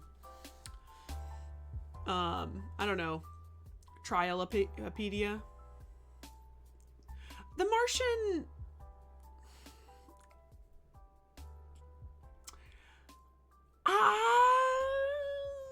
The Martian is a dramedy. The Martian is a dramedy. Which... they were very much based on old women, like older women who sometimes were put aside of society, sometimes widows, but just like any woman kind of that fell on the outsides. Like, I do think the Salem witch trials is a little bit odder, because if I remember, I'm not the best on this topic, but like, if I remember correctly, she wasn't totally, like, she wasn't necessarily like kind of the older lady stereotype, for, wait a second, I'm thinking of the wrong thing. I'm thinking of, the Scarlet Letter. Why am I thinking of the Scarlet Letter?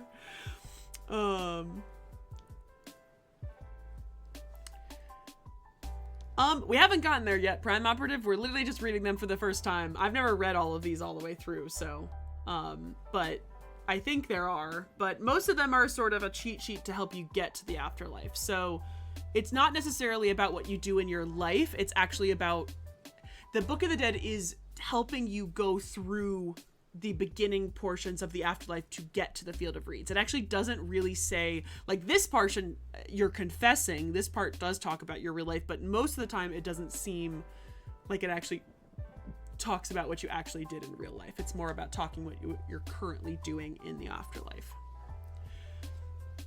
I definitely think that one is also wrong. O hot food who came forth from dusk, I have not been neglectful. O you from the darkness who came forth from the darkness, I have not been quarrelsome. O bringer of your offerings who came forth from Sias, I have not been unduly active. O owner of faces who came forth from Neged Fet, I have not been impatient. O accuser who came forth from Wet Janet, I have not transgressed my nature. I have not washed out the picture of a god. O owner of horns who came forth from Asut, I have not been voluble in speech. O Nefertum who came forth from Memphis, I have done no wrong, I have seen no evil. O Temsep, who came from Busiris, I have not made conjuration against the king. O you who acted accordingly to your will, who came forth from Chebu, I have not waded in water. O water smiter, who came forth from the abyss, I have not been loud voiced. O commander of mankind, who came forth from your house, I have not reviled God. O bestower of good, who came forth from the harpoon gnome, I have not done something. Why is it ... O bestower of power who came forth from the city, I have not made distinctions for myself. O serpent who with raised head who came forth from the cavern, I am not wealthy except with my own property. O serpent who brings and gives, who came forth from the silent land, I have not blasphemed God in my city. There are several of these I've already done today. Oh my god, Dr. Harm, that's so funny. Oh my god, am I gonna read all of this? Do you want me to read all of this? Oh my god, this is longer than I thought it was gonna be. So then it starts going through spell 1B. These are much longer than I thought.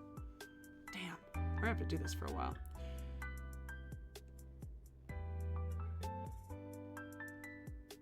All right. Addressed to the god of the Hall of Justice. Thus says N. N is the deceased in this case. Hail to you, you gods who are in this Hall of Justice. I know you, I know your names. I will not fall to your knives. You shall not bring the evil in me to this god in whose suite you are. No fault of mine concerning you shall come out. You shall tell the truth about me in the presence of the Lord of all, because I have done what is right in Egypt. I have not reviled God. And no fault of mine has come out regarding the reigning king. Hail to you, O you who are in the Hall of Justice, who have no lies in your bodies, who live on truth and gulp down truth in the presence of Horus, who is in his disk. Save me from Babi, who lives on the entrails of the old ones of the day of the great reckoning. Behold, I have come to you without falsehood of mine, without crime of mine, without evil of mine, and there is no one who testifies against me, for I have done nothing against him. I live on truth, I gulp down truth. I have done what men say and with which the gods are pleased. I have propitiated God with what he desires. I have given bread to the hungry, water to the thirsty, clothes to the naked, and a boat to him who was boatless. Because you definitely need to give somebody a boat who is boatless. I just feel like that one doesn't qualify with the other ones. I'm sorry, I'm laughing. I need a boat, please. Thank you very much. Thank you. I was boatless, and now I'm not boatless anymore. I have given gods offerings to the gods and invocation offerings to the spirits. Save me, protect me, without you making report against me in the presence. For I am pure of mouth and pure of hands. Sorry, I want to clip that. I don't know if that'll clip it enough, but we'll try. I need to remind myself to clip it later. Save me, protect me without your... sorry. Making report against me in the presence, for I am pure of mouth and pure of hands, one to whom is said twice welcome by those who see him, because I have heard the great word which the noble dead spoke with the cat in the house of him whose mouth gapes. What the heck are these names? He who testifies of me is he whose face is behind him, and he gives the cry. I have seen the dividing of the inshed tree at rusted Jau. I am he, the succors who succors the gods, who knows the affairs of their bodies. I have come here to bear witness to truth and to set the balance in its proper place within the silent land. O you who are uplifted on your standard, Lord of the Atef crown, who made your name as Lord of the wind, save me from your messengers who shoot forth harm and create punishment, who show no indulgence, because I have done what is right for the Lord of right. I am pure, my brow is clean, my hinder parts are cleansed, my middle is in the pool of truth, and there is no member in me devoid of truth. I have bathed in the southern pool, I have rested in the northern city, in the pure field of grasshoppers, in which the crew of Re, in the second hour of the night and the third hour of the day, and the gods are calmed when they pass by it pass by it by day, by night or by day. your hinder parts. I think we can assume what our hinder parts are. All right, the dead man is questioned. So there's all these quotes back and forth. I'm not going to quote each person, but I think it's, I don't know. I don't know. You have caused him to come, say they about me. Who are you, they say to me. What is your name, they say to me. I am the lower part of the papyrus plant. He who is on his moringa tree is my name.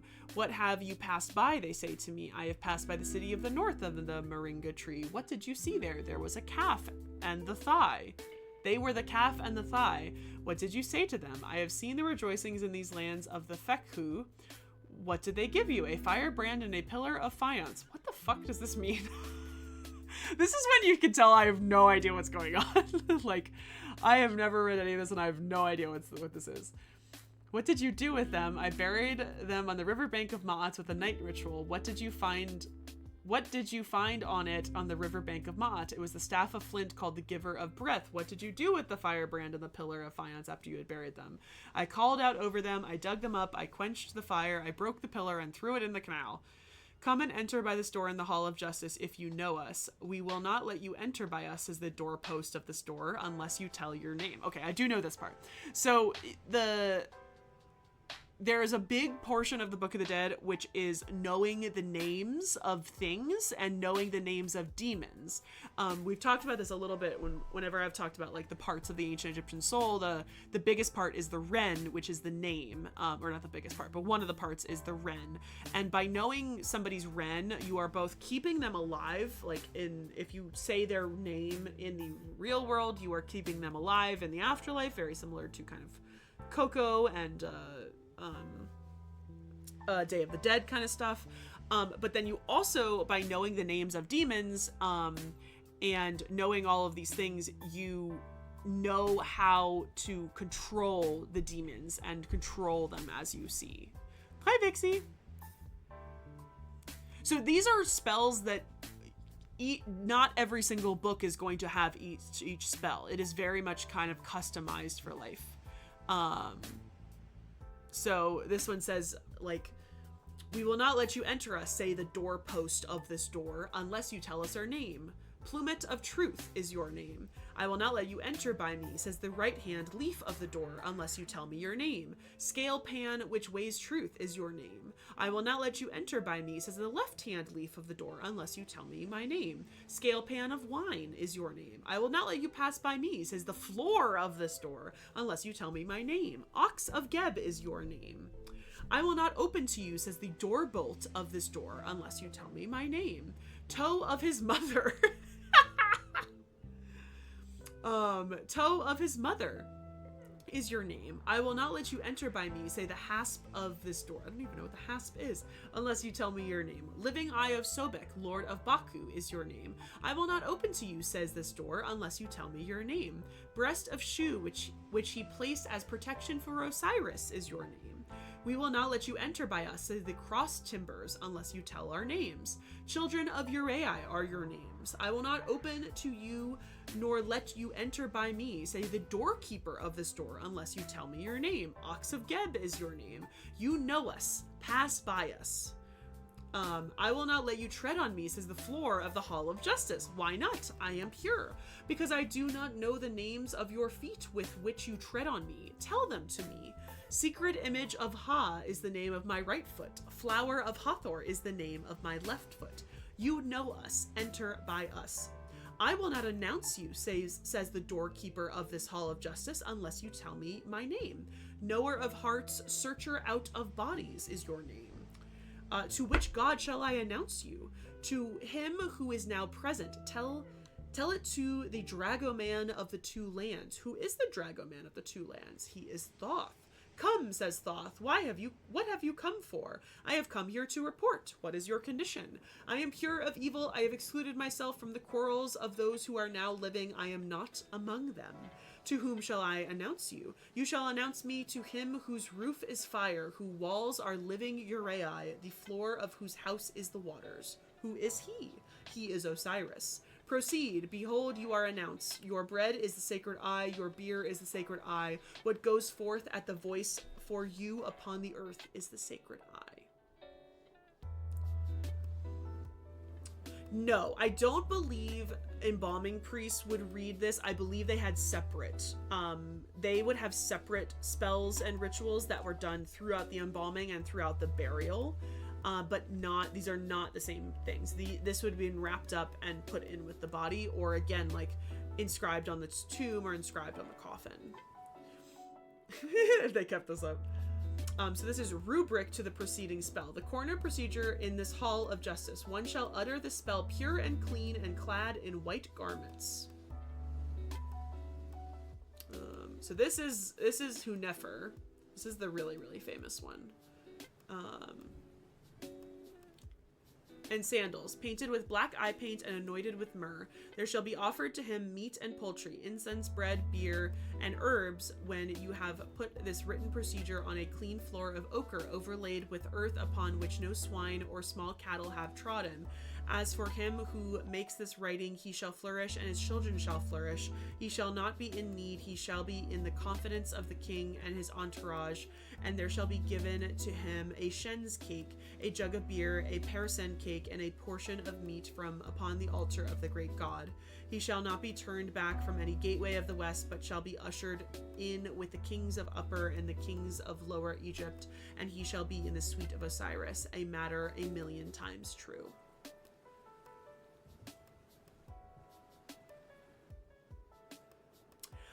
Dapper, the really sad reason that I actually know that fact is because there was a little girl that unfortunately passed away, and I noticed that some unfortunately true crime person, which at this point I feel like true crime people are like, and I'm so sorry if you are a true crime person, but I especially am focusing on the people who are true crime TikTokers and true crime like social peoples. Yeah, ghouls is like the best thing, but somebody who was one of those true crime people had talked about this thing. It happened like literally last week or something, and had used this little Aboriginal girl's name, and she took down the videos and she said, okay, I've now learned that they are not using her name anymore, and this is the term that I will use. I'm going to make the videos again and use the proper name. And so it's very sad, but yes, this little girl was killed somewhere in I think in Alice Springs, I think it was.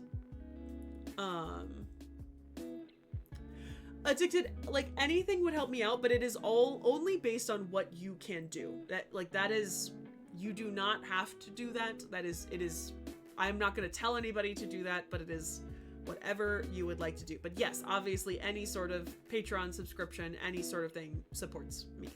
So I'm not going to tell you to do anything. You do not have to do that at all.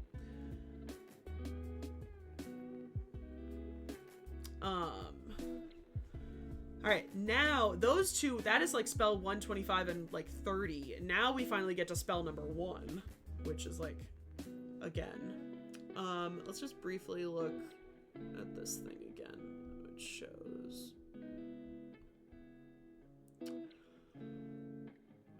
So like those parts technically are much later. They're like after you're getting judged. But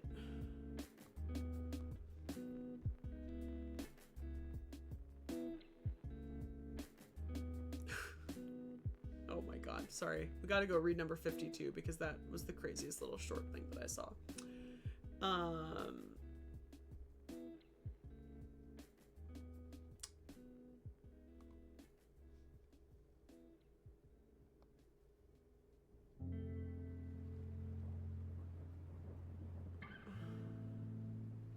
This doesn't look that interesting.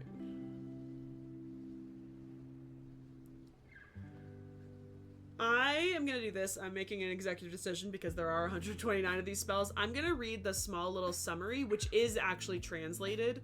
And if I think the spell is interesting, I will read the whole spell, but I'm not going to read the full. I'm not going to read the full spell all the time because this one doesn't look that interesting. So here begins the spells of going out or coming forth by day, the praises and recitations for going to and fro from the realm of the dead, which are beneficial in the beautiful west, and which are to be spoken on the day of burial and of going in after coming out. It makes popping candy.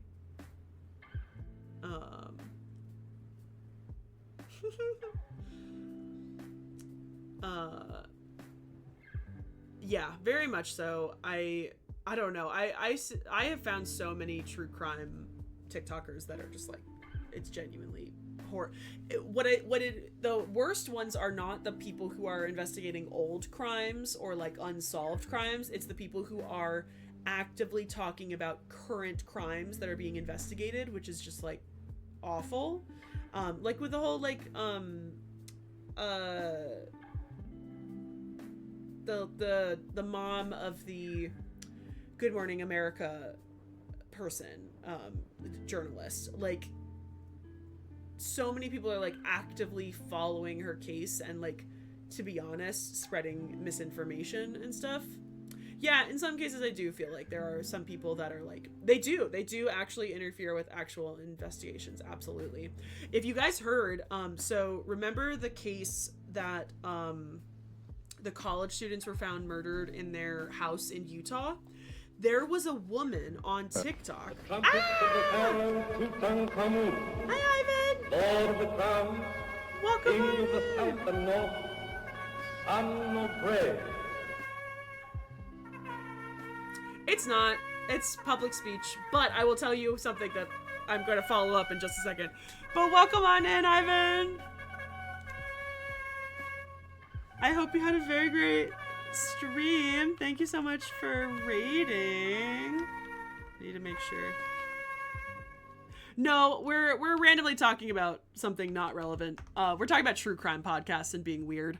And just how it's like not true crime podcasts, but true crime TikTokers just being like so like very inappropriate. But welcome on in. I was once given the opportunity to forgot we have the shout outs on here. Go to the Moody Bible School. Ooh. They were looking for a token atheist to put up in front of their apologetics class. Oh my God. And so I got to give a You have to finish that story because that's crazy. Because I went to Catholic school, so we had to do an apologetics class, and I literally hated it with all my heart. But welcome on in, Ivan. What were you talking about today with science and technology? That seems super interesting. But for those who are new here, my name is MelissainDeNile. I am in denial in more ways than one. I am an Egyptologist, archaeologist, and I stream Egyptology and archaeology games. And today we are doing a discussion, and we are reading spells from the Book of the Dead. This is probably going to be a multi-parter because these spells are way longer than I thought they were. Because I'm not on the kind of religious research side of ancient Egypt, so we are pretty much just going to read the little title there in the beginning, and then maybe we will read more of the full spells because it took me quite a long time to read this whole page, which is the zoomed in version. Oh my God, it's Real Men Grow Beards. I was wondering where you were. Welcome on in. Ah, yeah. I'm very glad, and I hope my job will never be taken over by AI. And we were talking about that earlier with translation. Oh my God, were the golfers all right in the bar? Remember beards? Welcome on in. I don't have work tomorrow, so we'll probably go a little bit later. But we are talking about Book of the Dead spells. We've read essentially the Judgment spell, but we're actually now starting with one because this is going to be multiply along stuff. So what I was saying is that like I don't like true crime TikTokers because they are interfering with real investigations in some cases, actively spreading misinformation, and I just think it's a different thing if you're talking about a previous case versus talking about a current case. And so if you didn't see, there were the murders of the college students in Utah, and that hit the internet like very, very hard. And there was a woman who was adamantly like posting multiple videos about that the murderer was one of the professors at the school, and was like would not stop and was still posting videos about it. And she actually just I don't remember if she was jailed or if she just lost the case, but she just lost no matter what, she lost a defamation case against her. This TikToker just like would not stop posting videos about this teacher who has literally nothing to do with the murders, and was probably also then essentially spreading more misinformation and spreading hatred for this poor college teacher. And so that's why I don't like true crime people. Why is it that Camilla is a queen but Diana was only a princess? Because Queen Elizabeth was still alive? Are people dumb? She would have been queen if they didn't get divorced and if Elizabeth didn't outlive her. She lost her case and then still continued, and then she was jailed. Yeah, something I know. Yeah. Probably America. Honestly, I did watch a video of King Charles. So King Charles is in Virginia. I don't think he's here right now, but he was like last week. And he went out to the Shenandoah National Park, which is like one of my favorite places. And I actually kind of cried because he looked like he was having such a grand old time. But yeah. Yeah, definitely don't get on true crime TikTok. True crime TikTok is bad. I do sometimes watch like sometimes I'll watch these like body camera videos because at least like it is semi sort of a documentary. So it does have kind of sometimes a pointed response, but at least I'm watching like the actual what is being discovered on the body camera while they're like investigating a house or something. So like I'm not listening to somebody's sort of personal opinions, which is very hard to gauge what is a personal opinion and what is actually backed up by evidence. He looks so nice. Yeah, he did look a little sad in the rest of it, but he looked really happy in the he looked really happy. Thank you, Alex. Yeah, there we go. Yeah, she gotta pay her 10 million. Isn't that crazy? That's insane. Cat night vision. All right, so we are continuing talking about Books of the Dead. I'll read out, I think we're just going to read out these little things, and then if I think the specific spell looks interesting, I'll read it out. We've already seen some problems with this book. This is by Faulkner, mostly based on two texts that don't like say homosexuality when it definitely did not, because we double checked it with the actual hieroglyphs, or at least the transliteration on the University College's website. Oh, these are from Mahi Perry. We love Mahi Perry. He has got a great Book of the Dead. But yeah, I'm keeping this up, this page. The UCL does not have every single translation, but they do have quite a few. So we might go through. It's fairly formal, but obviously there's some silly things that they say, but I wouldn't say like, I'm not sure.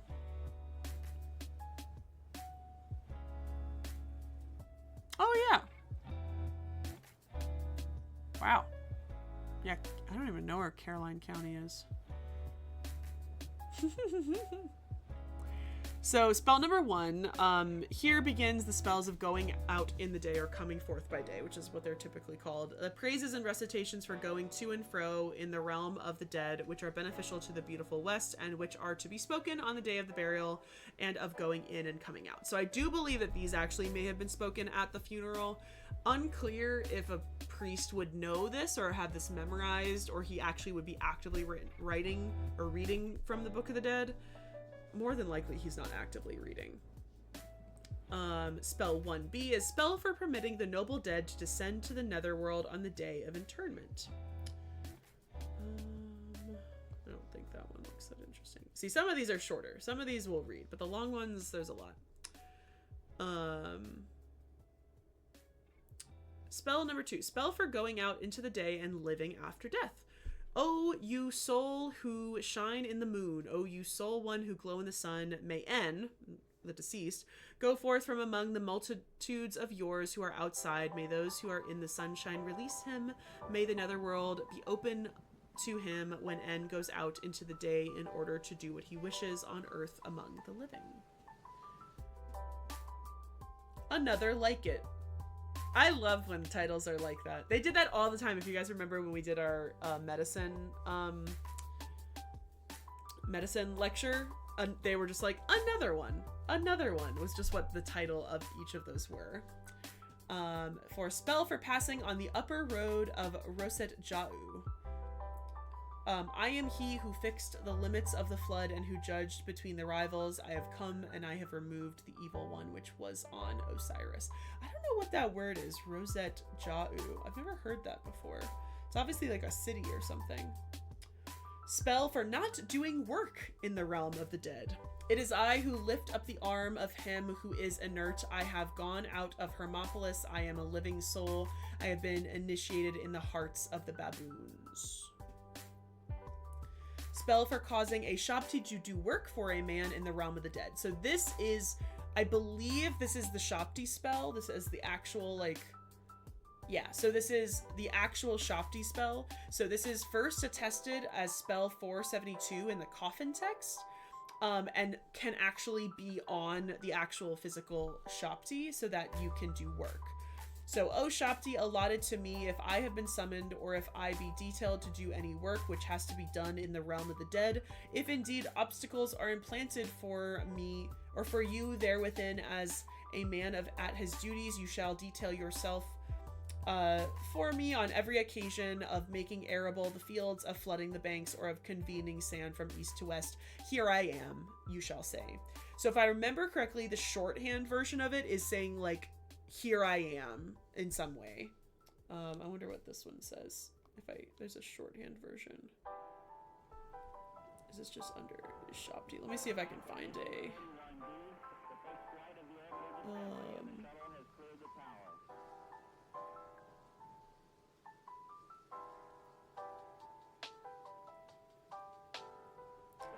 Computers now have primary control of critical vehicle functions. We would love that, but unfortunately, no, does not seem. So here's like a shorthand version of it.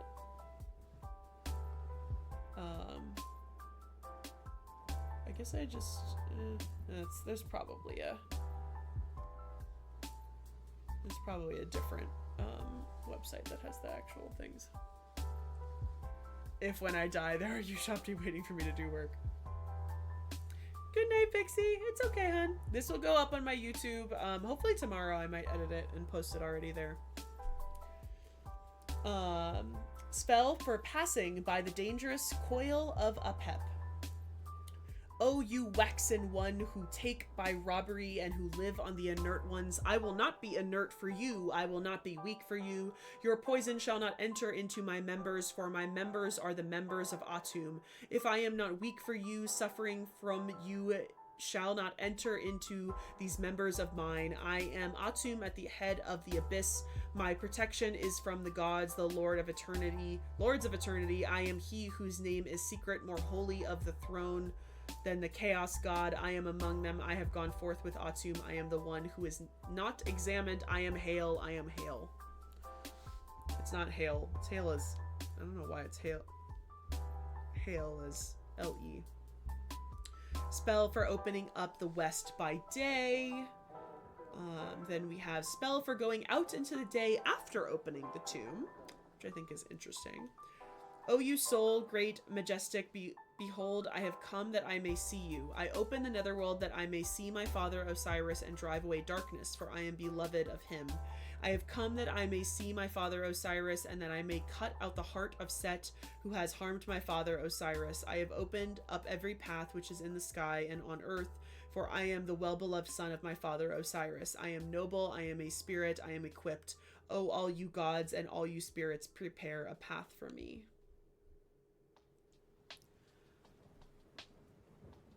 No. They are essentially the same thing. These are essentially prayers. Spell is the word that we always tend to use.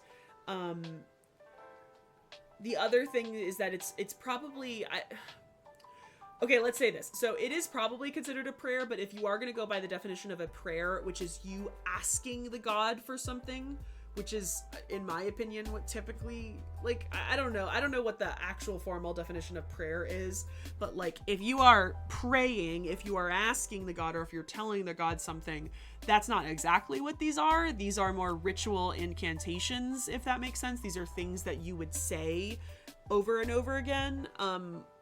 And like, you are talking to the god, but you aren't really talking to the god all the time. And so I don't know, like, I think that is probably why we always use them as spells, because they are not necessarily praying immediately to a god. I don't know.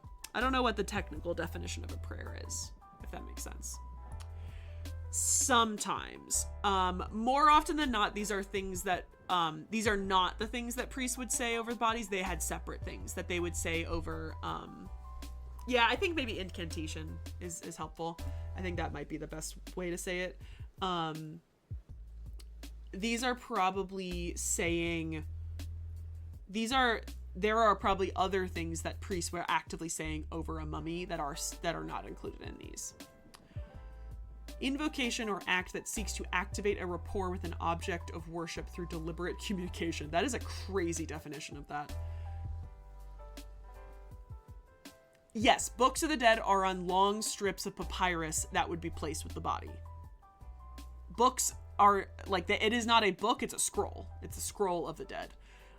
Yes, these are all, although again, each scroll is individualized. They don't have every single one of these spells. These are just all the spells kind of all together.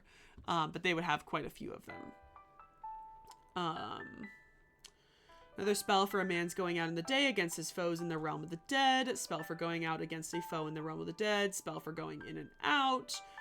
Spell for going in and out of the west. So these are, again, like, these are similar over and over again. If you want to look at one, I would suggest Ani, Hanefer. This one is pretty. This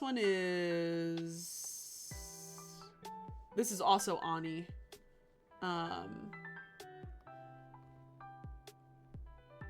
Yeah, Ani is the most complete one. It's the most beautiful one.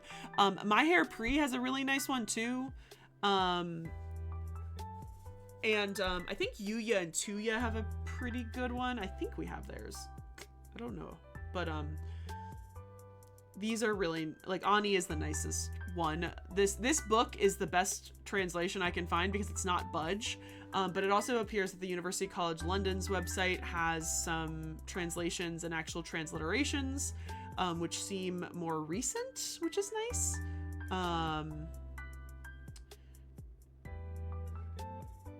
Yeah. It is actually, most of the time it is depicting things that the text is talking about. So in this case, it's very easy. It's depicting the funeral, and this is the funeral and such, but eventually you will get to more religious depictions that are being talked about in the text.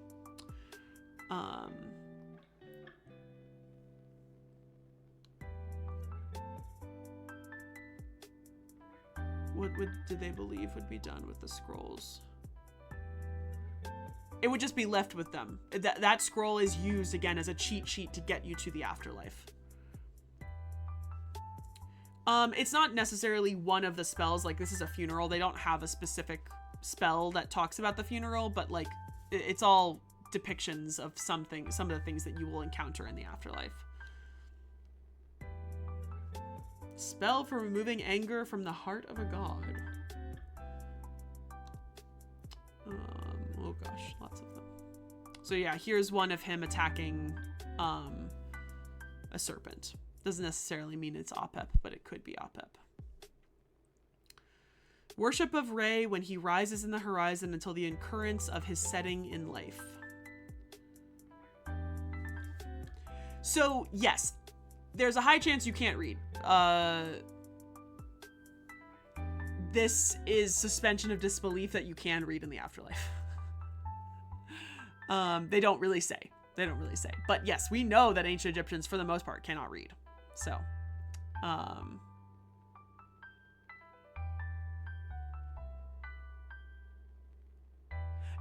no, they're not like passports. They're like, again, it's a cheat sheet to the afterlife. You have to bring this with you to the afterlife so that you can read it as you go through the afterlife to know what to do.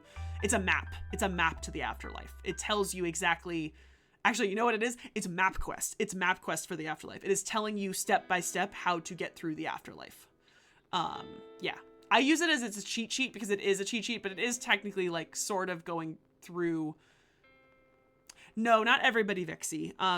It really, when you go further back, it's like only the like royals, and then when you go a little bit further, it's like high officials. But yes, most people don't have access to a Book of the Dead, but some of these spells could also be included on a coffin. Some of these spells could be included on a tomb wall. But again, that's still pretty elite, so not everybody could have that. It's the papyrus version is the most elite version because papyrus is expensive. But some of these spells could be used by themselves in other parts of the tomb. Oh, a hymn to Osiris. God, there's a lot for spell 15. Hymn to Osiris in various aspects. Another hymn to the sun.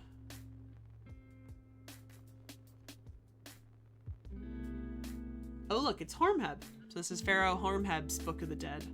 Hormheb returns to his tomb chapel after going forth into the west. So he's coming back. That's cute.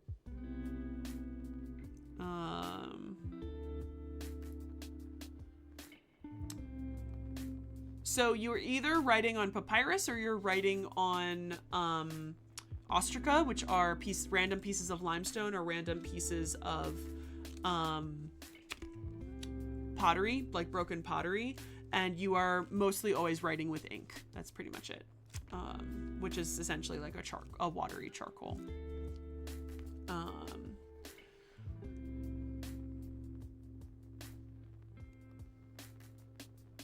Oh, look, he's playing Senet.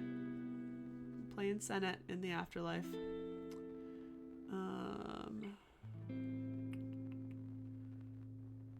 I love it. Vignette incorrectly termed spell 16. That's funny. Vignette in 4 registers incorrectly termed spell 16. Part of spell 17. So yeah, so these are depictions of what's going on in the spells. What's in spell 17? Spell 16 does not exist. This number was originally allotted to a vignette of the rising sun, which was intended to be an illustration to accompany a sun hymn. Oh, interesting. Gotcha. Not Battleship, but they did play Senet against essentially Fate.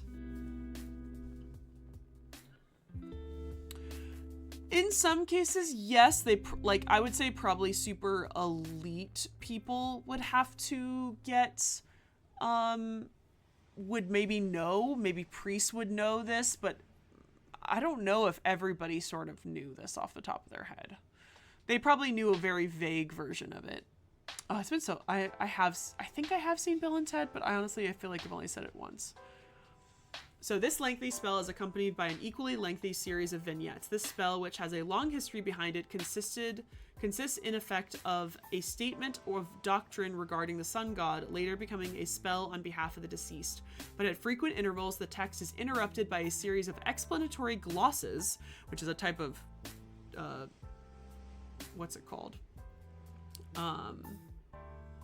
A gloss is like an English term. Which attempt to elucidate the significance of what has just preceded. To the modern reader, the glosses are often more obscure than the main text. I don't know if we want to read this. This seems long. I'll read the very beginning. Here begins praises and recitations going in and out of the realm of the dead, having benefit in the beautiful west, being in the suite of Osiris, resting at the food table of Whenever, going out into the day, taking any shape in which he desires to be, playing at draughts, which is Senet, sitting in a booth and going forth as a living soul by the Osiris, N, after he has died. It is beneficial to him who does it on earth. Now come into being all the words of the Lord of all. I was Atum when I was alone in the abyss. I was Re in his glorious appearings when he began to rule what he has made. What does it mean? It means Re when he began to rule what he had made, when he began to appear as king, before the supports of Shu had come into being, when he was upon the hill which is in Hermopolis, which is destroyed, in the children of impotence on the hill which is in Hermopolis. I am the great god, the self-created. Who is it? The great god, the self-created, is water. He is Nun, father of the gods. Otherwise said, he is Re, he who created his names, Lord of the Aeneid. Who is he? It is Re who created his names in the members. It means the coming into existence of the gods who are in his suite. I am he who is not opposed among the gods. Who is he? He is Atum. I think these are the glosses. Re and Ra are exactly the same. There is no difference. It honestly just depends on how I'm feeling, but also you don't really say Ra Harakti, you say Re Harakti in that case. You say Atum Re. Oh my god, 3 freaking raids. Hello! Hi, friends! My goodness gracious Lord. Ludo, welcome on in.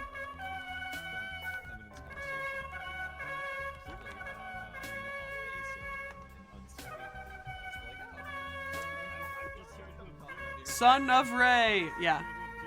Absolutely. Raid and run. What were you talking about tonight? Fun stuff? Fun stuff? But yes, please raid and run. Raid and rest. Raid and run. But welcome on in. Hi, Dreaming of Infinity. Hi, Max. Welcome on in, everyone. We are talking about books of the dead, and we are reading some of the spells of the dead. There's literally 192 and we've only gotten to 17. We're not reading every single one. This will be a multiple things. Yes. Be in recovery mode. Yes, conferences are way more tiring than you think they are. But yes, thank you so much for raiding on over. Go and take a rest. But welcome on in, everybody. My name is MelissainDeNile. I'm in denial in more ways than one. I'm an Egyptologist, archaeologist, and I stream Egyptology, archaeology games, as well as do discussions like we are doing tonight. I'm not reading out every single spell, but we are kind of just like chill discussion looking through. Mark, welcome on in. Where have you been? I've gotten 3 raids. I had to, no. No, I'm joking. I'm joking. I love you. It's been a day. It's been a stream. But yes, we are reading spell 17. I'm not reading the whole thing because this is long. But there's all these glosses, which are like, what does it mean? What does it mean? Yes, that was our 3rd raid. We got, what was it? It was Ivan. It was Ed, Edriel, Elise, is Ed, Ivan, and then Ludo just raided as well. I've had to do my own modding. I know, because nobody was here. I just have to give you mod privileges, Roommaker Beards. But yeah, I'm not reading this one. This one's too long. This is a beautiful image. Which one's this?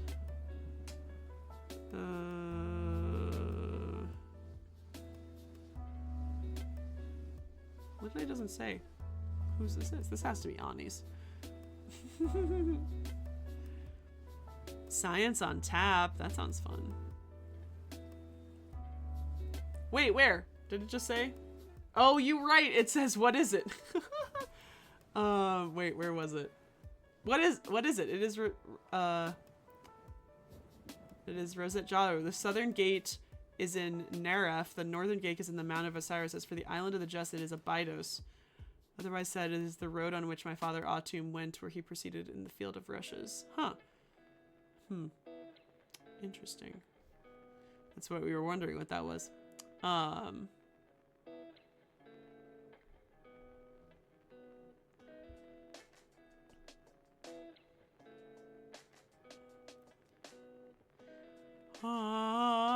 Oh, cool. Sorry. I'm already yawning. Badly.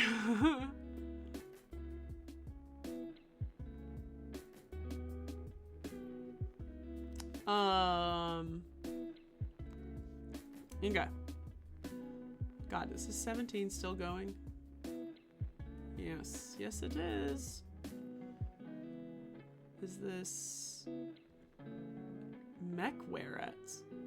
I don't think I know that. There's so many goddesses and gods that it's just like impossible. Oh my god, is this all 17? God damn. Oh, here's our little cat chopping up a snake. Spell 17. There we go. Wait, where'd spell 18 go?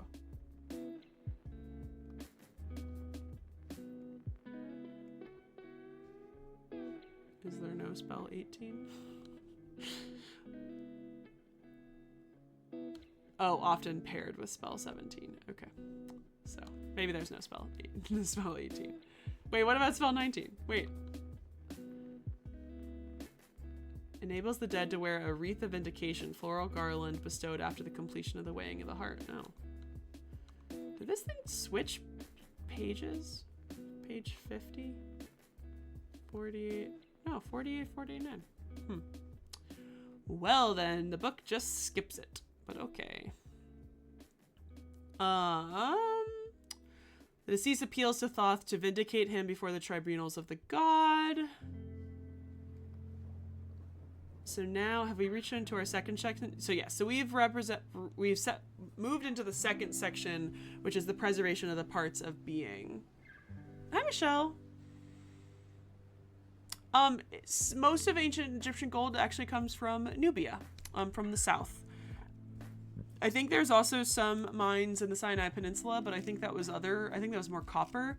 But most of their gold comes from Nubia, because actually the word for Nubia comes from the ancient Egyptian word for gold, which is noob.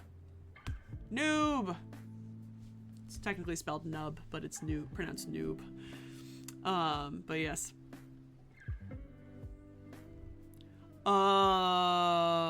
Honestly, Otto, I don't know which is left and which is right, but yes. I honestly don't remember.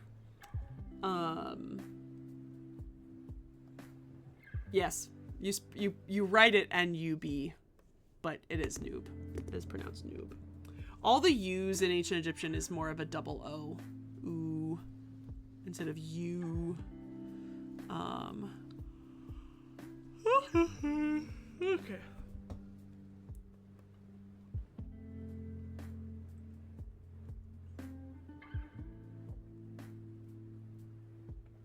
I'm gonna wait until the ad's over. My voice. My voice. I must save my voice.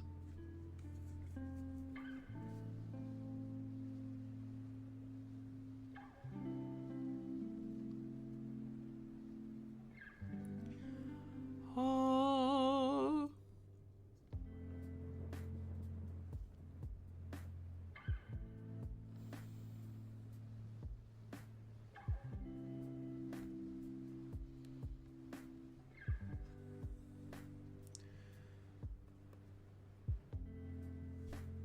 Ew. Ew is definitely right. I'm sorry that I am making money off of that ad. That's unacceptable. Unacceptable.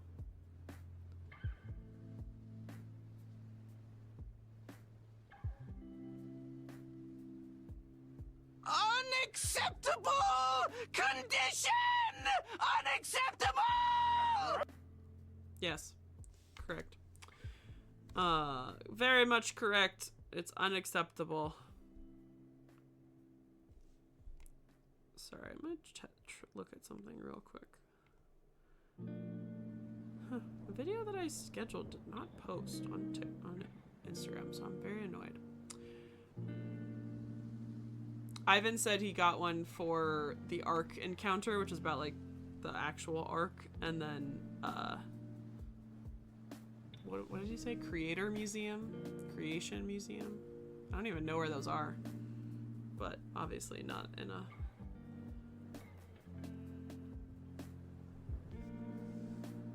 I think those are in like, are they in like Tennessee or something? I can't remember. Yeah, I have no idea.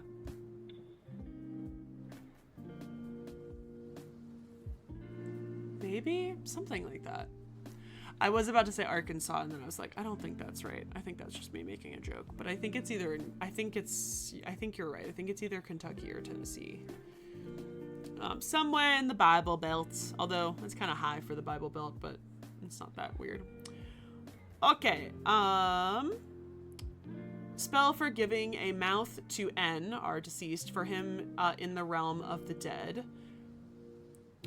This might technically be, I wonder if it says. Yeah, so this concerns the opening of the mouth ritual, which this is possibly something that actually was, this is more than likely something that was said during the funeral. But in this case, it is more likely that the priest actually memorizes it because it's such a short spell.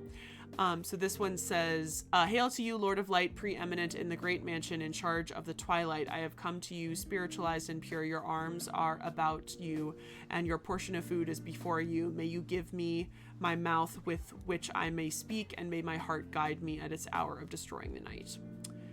Or it was a little different, and at the least, it was in the perspective of the other person. And there's also a second one as well. My mouth is opened by Ptah, and what was on my mouth has been loosened by the local god. Thoth comes indeed. You got Kepri on the boat. You got some baboons. A beautiful lion. It's probably a third intermediate period one. Spell for bringing magic. Cute, cool. Spell for causing that N be remembered in the realm of the dead.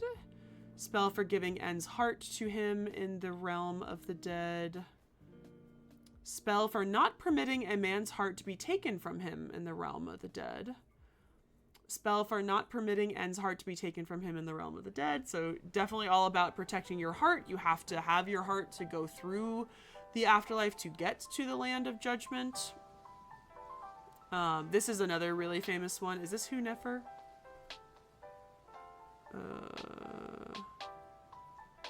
Maybe? Yeah, this is Hu-Nefer. And his wife is here mourning him. Yeah, it will be. It will be. No, we're not gonna get through all of them tonight. No.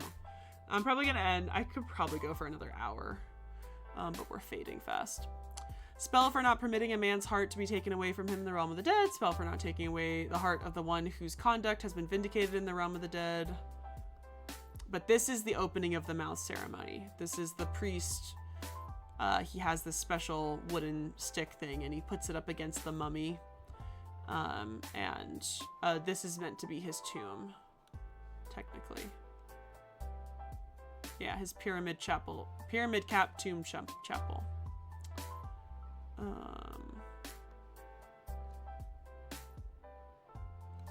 That's his heart right here. Spell for the heart amulet of a Seret stone. Spell for not letting N's heart create opposition against him in the realm of the dead. Spell 30. Why would you keep that on this page but continue it onto this page? That's annoying.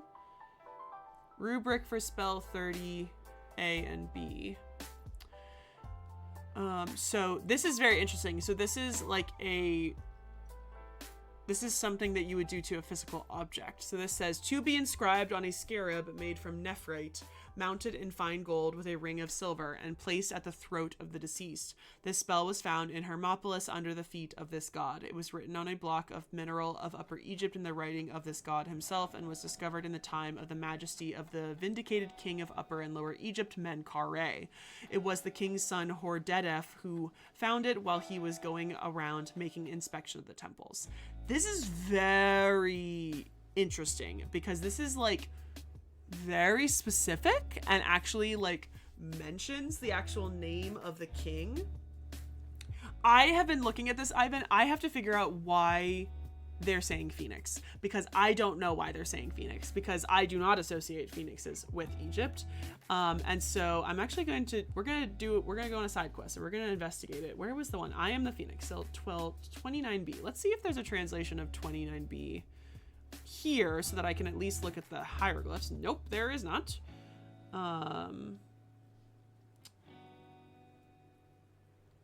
Yes, exactly. Phoenixes are Greek. They are not Egyptian. That's why I am cautious of this translation of it, but I want to know what they're actually translating.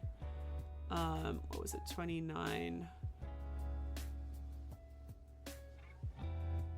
Oh, it's probably Bennu. I am the Bennu soul of Ra. Is that what it was? I'm the Bennu bird. It's not Phoenix. That's so stupid. Mr. Faulkner, I'm getting very pissed off with you. Okay, so a Bennu bird is not that. It is close, and there is some associations with it maybe later being used by the Greeks, but a Bennu bird is not a phoenix. A Bennu bird is a stork or... Well, we'll look at this. So the Bennu bird is linked with the sun, creation, rebirth. He may have been the original inspiration for the phoenix that led in Greek mythology, but he is not a phoenix as is described in Greek mythology. So he was a self-created being that played a role in the creation of the world. He is the Ba, so he's the personal component of the soul of the sun deity of Ra. So he is the Ba. He's a piece of the soul of the god Ra.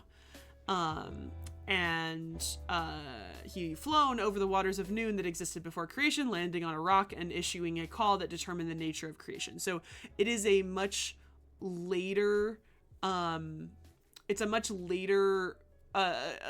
a hyper-specific different creation story that is not typically talked about in ancient Egypt. But I know that there's something else besides Herodotus that does connect him. I think there's something about fire. I mean, being associated with Ra and associated with the sun works. But there's something else that I remember because I've done a Egypt gods and goddesses video.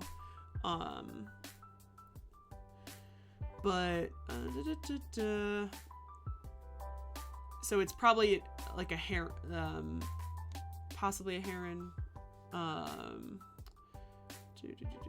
Could be a kingfisher bird. There's lots of birds.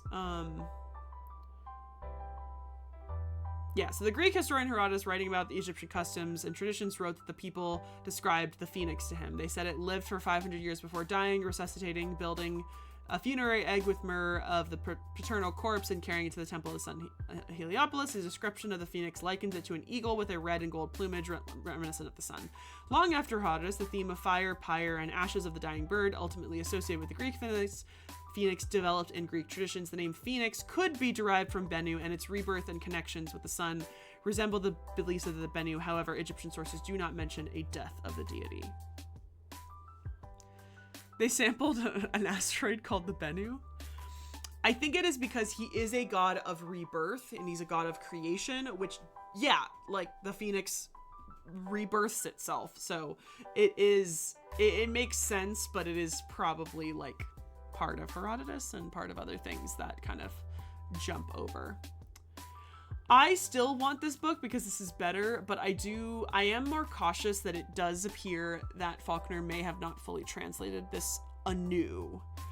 I have a feeling that if we looked at the Budge book, that this is not actually going to be that different. That is what I'm suspecting, is that I thought, because I know Faulkner is a linguist, I thought he retranslated all of these spells. And I don't actually think that has occurred. I think that he has taken from Budge. I would not be surprised if most of these are almost identical to the ones that Budge says. Which is unfortunate, because what it really truly appears is that there's not a lot of people who have fully recently translated Books of the Dead. I have a feeling essentially what's happened is that random people are probably retranslating one spell at a time, or like they do a thesis and it's all about the Bennu bird, or for example, and what the fuck, I didn't click a button. It's like something along the lines of like, oh, they're doing a thesis about the Bennu bird, so they're gonna go find that Book of the Dead spell that just happens to mention the Bennu bird, and they're gonna retranslate it for the first time.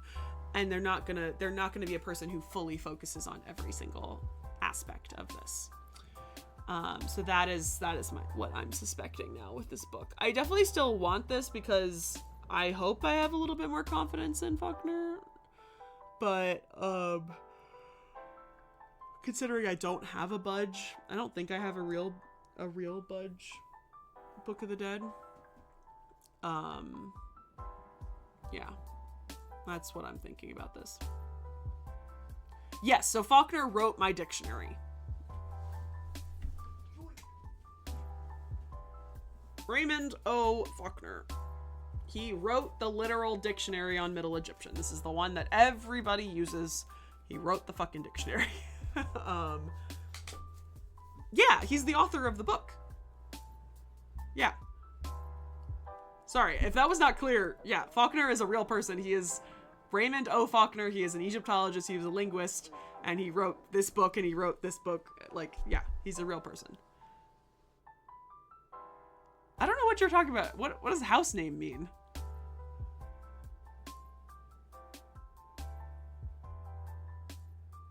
Like a pseudonym? I don't know what a house name is. I've never heard that before. No, Faulkner is the actual author of this book.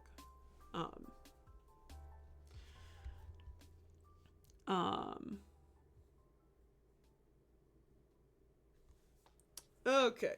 Spell for not letting N's heart create opposition against him in the realm of the dead. That's another one that we've already...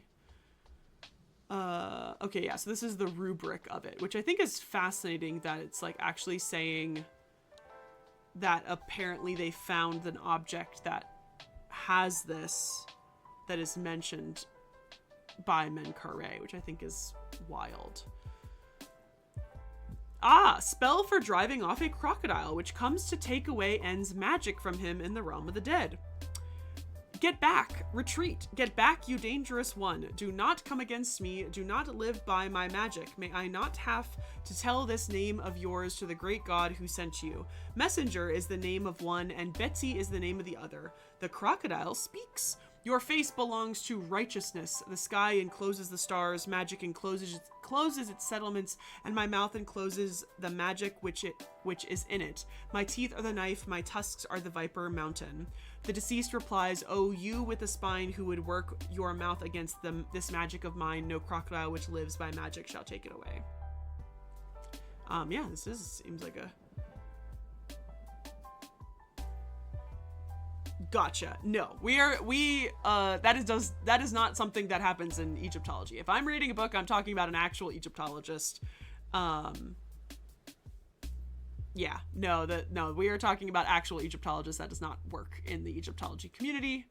It is all based on people, actual Egyptologists who have done the research and stuff. So, oh, look, another one. Spell for repelling a crocodile, which comes to take away the spirit's magic from him in the realm of the dead. So there's just, like, lots of versions of different ones, which definitely, like, tells you how many, like, variations of this whole thing. Your face belongs to righteousness. Yeah, that's definitely a possibility. Let's see if I can find another translation of that one. Here we go.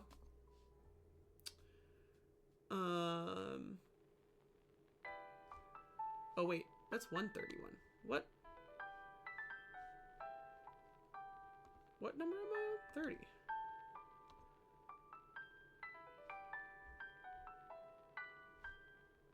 Well, that's not true.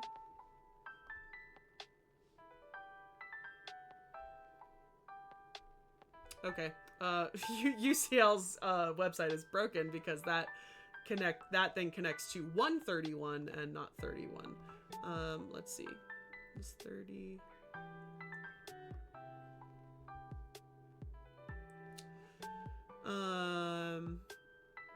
This one says, "Get back, retreat, get back, you dangerous one. Do not come against me, do not live by my magic. May I not have to tell this name of yours to the great God who sent you. Messenger is the name of one, and Betty is the name of the other. The crocodile speaks. Your face belongs to righteousness." Yeah, so that's how Taylor, I don't know which one this is, but that's from 2010. What? Actually, what document is that?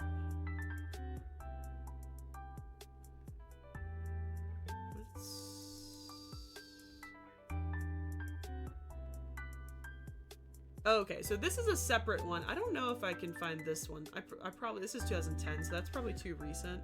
This might be the best one.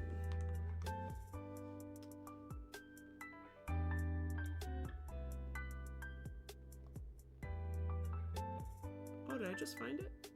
Borrow unavailable. Okay, but this is one from 2010. Maybe I'll buy this one. So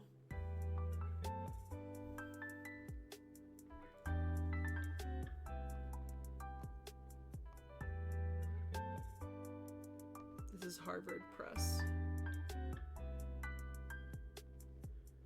But what it seems like is it doesn't look, maybe it has every single spell.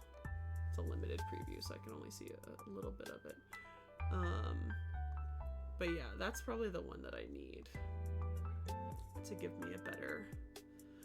So the weird part about it is like some of the stuff doesn't surprise me and doesn't sound weird to me because I've read so many weird like translations and hieroglyphs. So like your face belongs to righteousness doesn't actually sound that weird to me.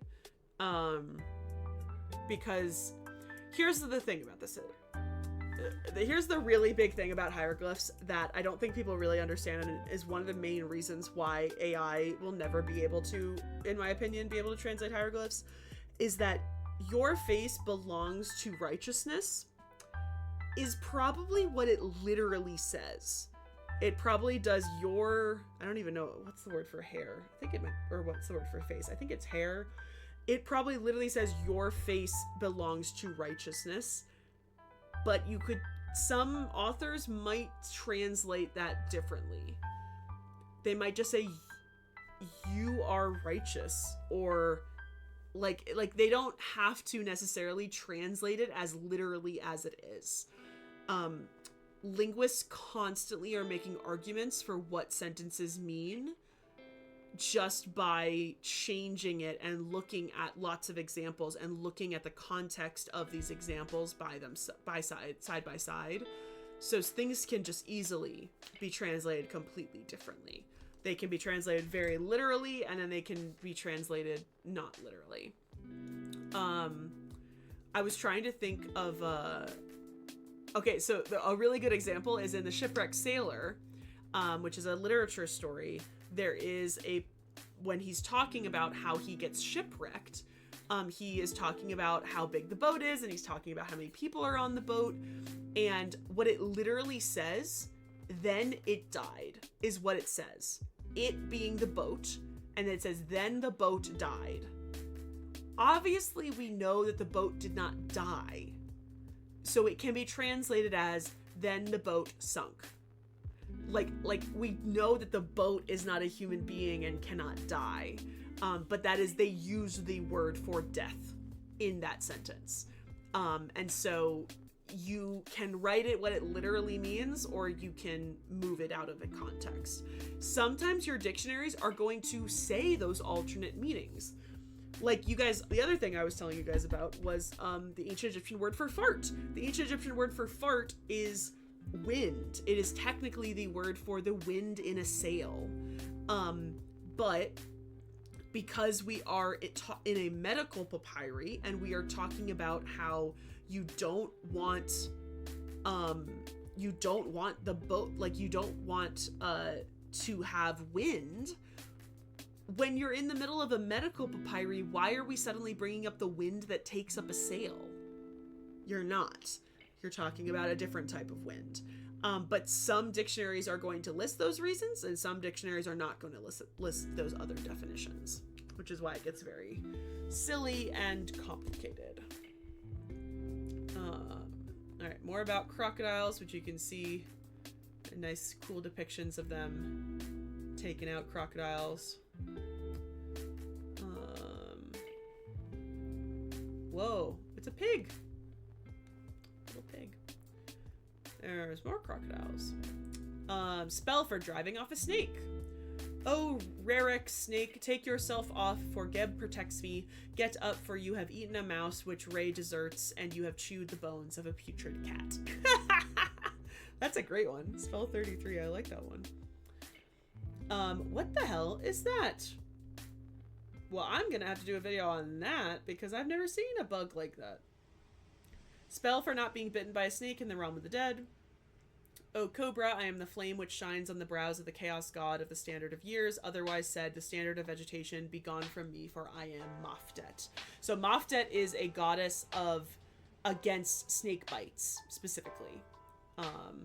That is not, at least in my opinion, a dung beetle, because a dung beetle is a scarab. That's not what a scarab looks like. They are typically depicting a scarab when you're looking at its back, not like that. And that's why that's so unique to me. Right here, it says it's an apshai insect, which is like, apshai is just the word that we use for it, but it means insect, and it's just a particular type of insect that we don't maybe necessarily know what it is. Spell for not being eaten by a snake in the realm of the dead. Spell for repelling a beetle. Begone from me, O crooked lips. I am Kanoom, lord of Peshnu, who dispatches the words of the god to Ray, and I report affairs to their master. Spell for repelling 2 songstress snakes. Spell for living by air in the realm of the dead. What does that mean? Living by air. He's living by air. Oh my god. Knocked sitting on a lion-footed chair, holding a sail, which enables him to live by air in the other world. How fascinating. I have never heard of that before. No. I am Atum, who ascended from the abyss to the celestial waters. I have taken my seat in the west, and I have given orders to the spirits whose seats are hidden, for I am the double lion, and the acclamation is made me the bark of Kepri. I eat in it, and I have become strong thereby. I live in it on air, and I drink in the bark of Ray. Bark, in this case, I'm pretty sure it means boat, not the bark of a tree. He opens a road for me. He throws open the gates of Geb. I have carried off those who are in the net of the Great One. I have governed those who are in their shrines. I have associated with Horus and Set, the 2 lords. I dispatch the elders on my own account. I come and go without having my throat cut.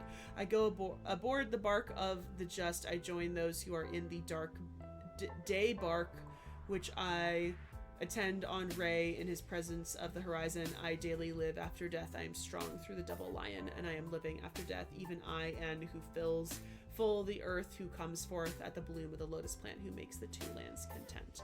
So I realize what that means is living on air means getting onto the solar bark of Ray, like the actual sailing ship in the sky.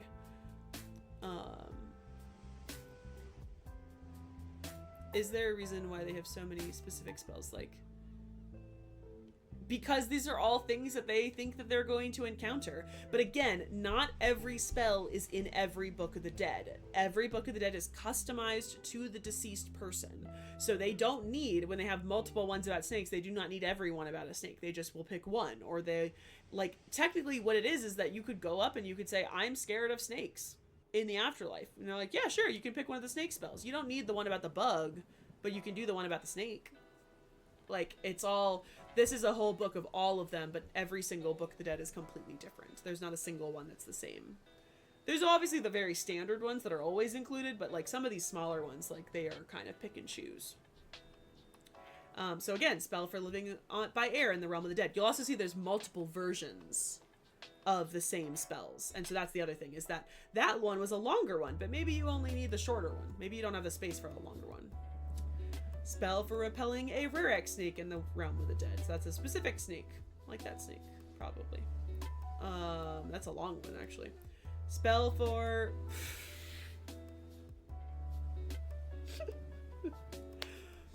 Can you read that? Spell for repelling him who swallowed an ass. Oh, God. Okay. I gotta read this one.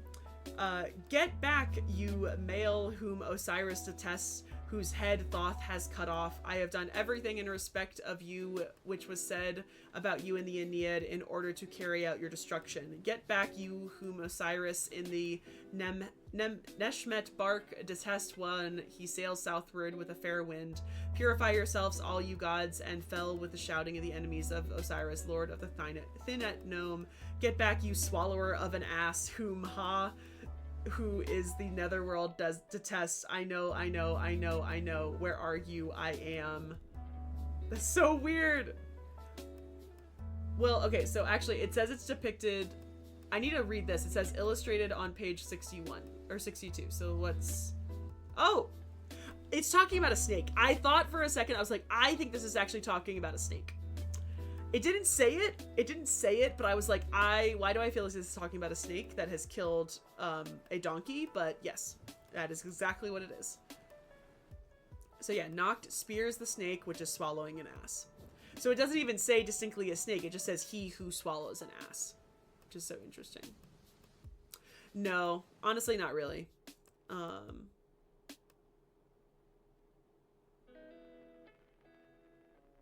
I don't know if we really... Actually, okay, that's a lie. I don't really think we can distinguish between the two of them, but there are distinct texts that I would say qualifies under what you are talking about, like superstitions and, in some cases, folklore. A lot of those are called the instructions. So those are specific texts. We can do a whole other stream about reading the instructions because they are weird. If you put it over in my Discord in the discussion stream, we can absolutely read some instructions, because like the biggest one is the instructions of Amenemhat, and it's literally like, I will say they're not as fun as Step on a Crack, Break Your Mother's, like they're not as fun as that. They're literally like, don't be mean. Like they're kind of funny and they're kind of weird. Most of them are times really condescending. But yeah, put it in the Discord and I will, we can read one of those when we finish doing Book of the Dead stuff. Darkest by, color, Vixie? Is that what you mean?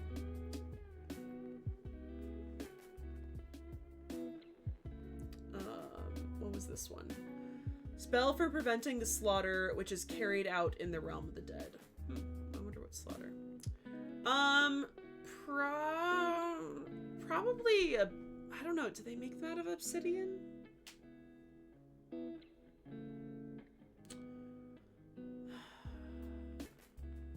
I don't know. I'm trying to think. I'm not very good with rocks. I know they made some with some like a darker green stone, and I guess some of them are made with like gray, like a what's it called? Oh, what is that called? It's gray wacky, or schist, which is like a grayish dark gray. I feel like I've seen some that are a dark deep red, but most of their reds are a little bit more pale. Like carnelians are more like orangey reds than a dark red. And then there's some that are made out of lapis lazuli, so it's a dark blue. Yeah, I think those are probably the best options. Spell for preventing the slaughter, which is carried out in Heracleopolis. Okay. We're already at 43. We're actually going pretty well because I'm not reading all these. Spell for preventing a man's decapitation in the realm of the dead. Probably a pretty important one. I am the Great One, a son of the Great One. I am a flame, son of a flame, to whom was given his head after it had been cut off. The head of Osiris shall not be taken from him, and my head shall not be taken from me. I am knit together, just and young, for I indeed am Osiris, the Lord of Eternity.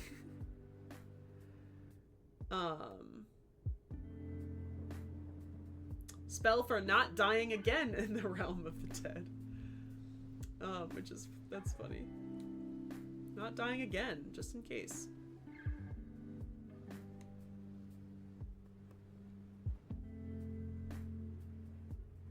Cool. Yeah.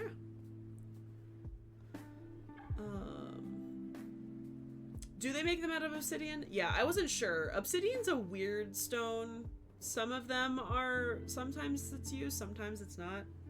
I wasn't sure if they had made a scarab out of it. I know that's used before, but I wasn't sure about scarab. So yeah, I guess obsidian is probably the darkest. Spell for not putrefying in the realm of the dead. Spell for not perishing and for being alive in the realm of the dead. Spell for preventing the taking of N's place and throne from him in the realm of the dead. Spell for not entering into the shambles of the god. Spell for not eat. Oh god, this is the one I saw before. Spell for not eating feces or drinking urine in the realm of the dead. What are you gonna use it for, Vixie? I guess technically not. It's not a rock. She did say darkest material though. You are right. It is glass. Yeah. So spell for not eating feces or drinking urine. Apparently it was. I am the horned bull who rules the sky, lord of celestial appearings, the great illuminator who came forth from the heat, who harnesses the years. The double lion is glad. The movement of the sunshine has been granted to me. I detest what is detestable. I will not eat feces. I will not drink urine. I will not walk head downward. I am the owner of bread in Heliopolis. A bread of mine is in the sky with Re. Bread of mine is on earth with Geb, and it is the night bark of the day bark, which will bring it to me from the house of the great god who is in Heliopolis. I am loosed from my windings. I make ready the ferry boat of the sky. I eat of what they eat. I live on what they live on. I have eaten bread in every pleasant room. Okay, I think I know what this one is about. I think this one is about having enough offerings and food in the afterlife. I think what they are implying is that this is, if I do not get enough offerings or bread, I will have to eat my feces and my urine and drink my urine. I think they are saying essentially, they're kind of reassuring that I will have enough offerings to be able to survive and to live, because this is what I have to do when I'm desperate. I think that is what, especially with the second paragraph that's reassuring that I keep having bread. I think that is what that means. Tea Time Cat, they don't say. They do not say what happens if you die in the realm of the dead. You just don't get to the Field of Reeds. Because all of the stuff that we are talking about now, you are not at the Field of Reeds. These are all of the things you have to do before you get there. These are as you are traveling through and you are saying, I see these snakes. I have to take care of these snakes and kill them before I can move on. Oh, you wanted a paperweight? Yeah. So Heliopolis is an ancient Egyptian city. Yes, it is the ancient Egyptian, it's the Greek name for the ancient Egyptian city. That is just part of this translation. He could have put in the actual ancient Egyptian name for the city. Let's see if this one is... No. But the city of Heliopolis is honestly I can't remember what it is. Heliopolis is the center of the Ra cult, and it's Inu I can't say it. Iunu. And so it's in northwestern Cairo. It's technically in the neighborhood of Masala, sort of. Yeah, Masala or El Matarea. El Matarea.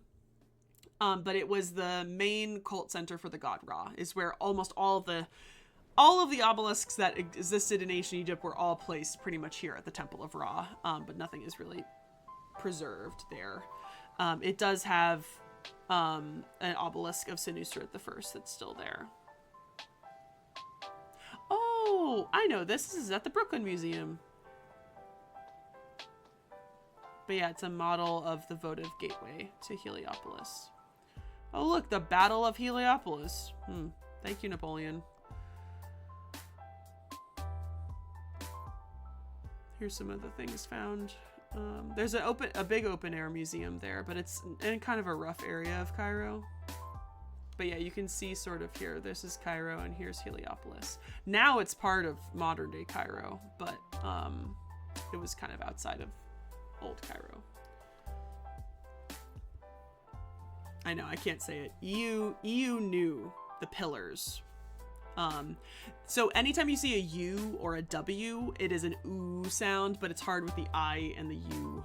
EU knew.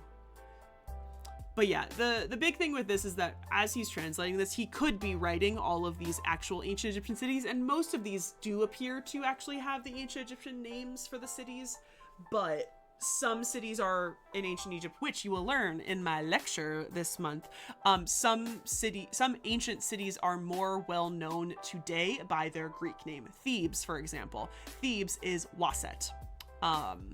Is ancient Egyptian name is Waset. And I do get people who like yell at me in the comments sometimes for saying the Greek name, and I'm like, I'm gonna use the name that everybody knows this by, because if I just start throwing around Waset, I'm like, what the fuck is Waset? Nobody, because I don't have time to define every single term all the time. It's the same thing with ancient Egyptian gods. A lot of ancient Egyptian gods, you know them by their Greek name. You do not know them by their Egyptian name. Anubis, Inpu, Osiris, Wenpu, Weser, Isis, Iset, Nephthys is actually pretty much Nephthys. Set is Set, although it's sometimes people say Seth. They add that H to it. It doesn't really have an H. I'm trying to think of another one. Thoth, Jehudi, like all of this stuff. Yeah, a lot of them you are knowing by their Greek name. There are also pharaohs that are more popular by their Greek name. Senwoseret, Senuseret. Senuseret is the Egyptian word. I would say most pharaohs are now known by their Egyptian name, but there are still some that are. I'm trying to think of what's the big ones.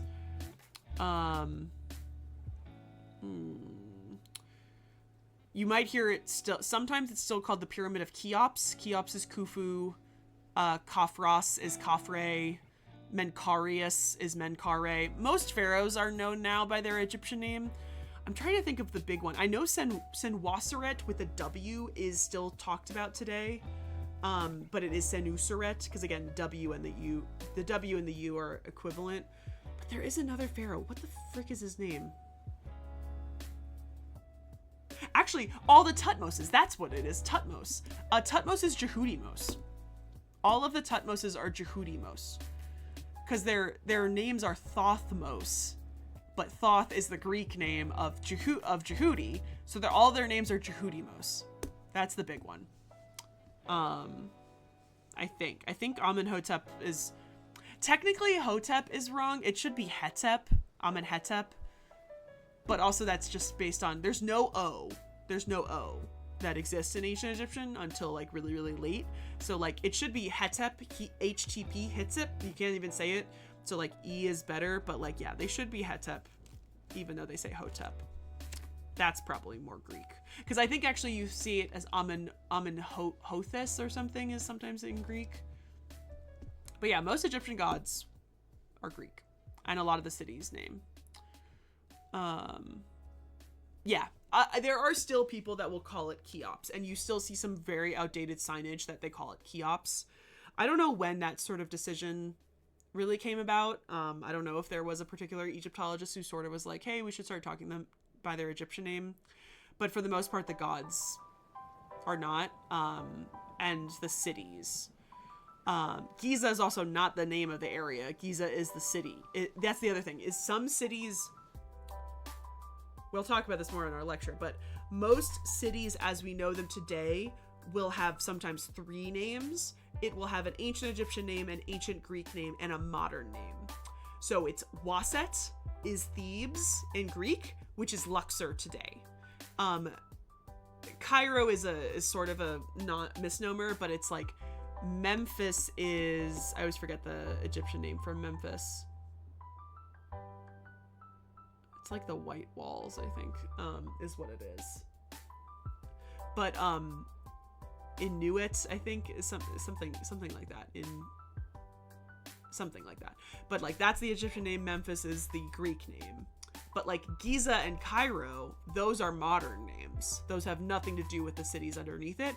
Giza was like, I feel like it has some sort of necropolis name, but I don't know.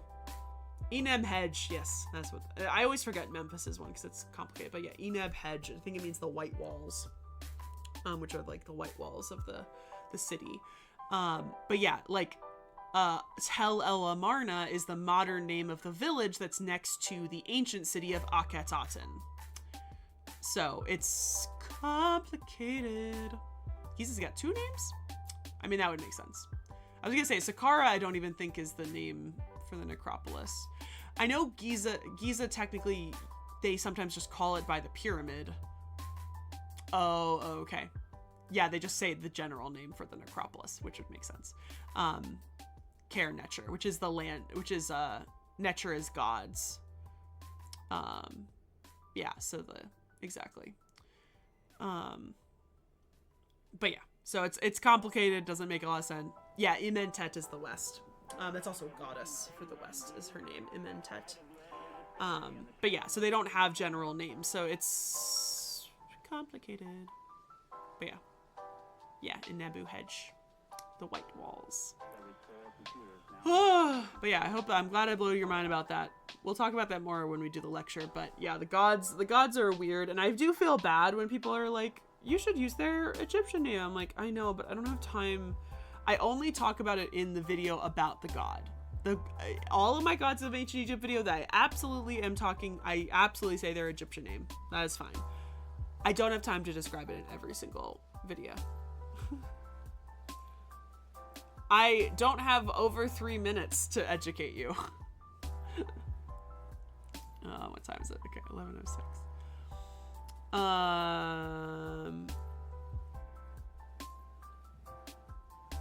Definitely hysterical type of spell about not eating feces or drinking urine. I saw that when I was scrolling down this list, and I was like, what? How is that a spell? I have done a video for every major god. I have like 86 parts of the gods and goddesses of ancient Egypt. I've pretty much covered, like I did forget Osiris, which was my bad. But I just did Montu, but like I am at the curb end of all minor deities. I have covered, yeah, that's all on my YouTube. Like that's 86 parts. I've been doing that. That's my longest running series. I've been doing that since I lived in my parents' house. It's like at least 3 years. But yeah, I have done almost every single god and goddess. It started with the gods and goddesses that are mentioned in the Prince of Egypt song, Playing with the Big Boys Now. That is where it started, and then it extended past that. Because surprisingly, even in that song, there are a lot of minor deities. They do not include a lot of the major deities because they were entirely going off of what rhymed. What is it? It's Mooch, Newts, Ptah, Nephthys, Nekbet, Sobek, Sekhmet, Sokar, Selket, Reshpu, Wajet, Anubis, Anukis, Sheshmu, Meshhet, oh my god, I'm so close. Meshu Temset.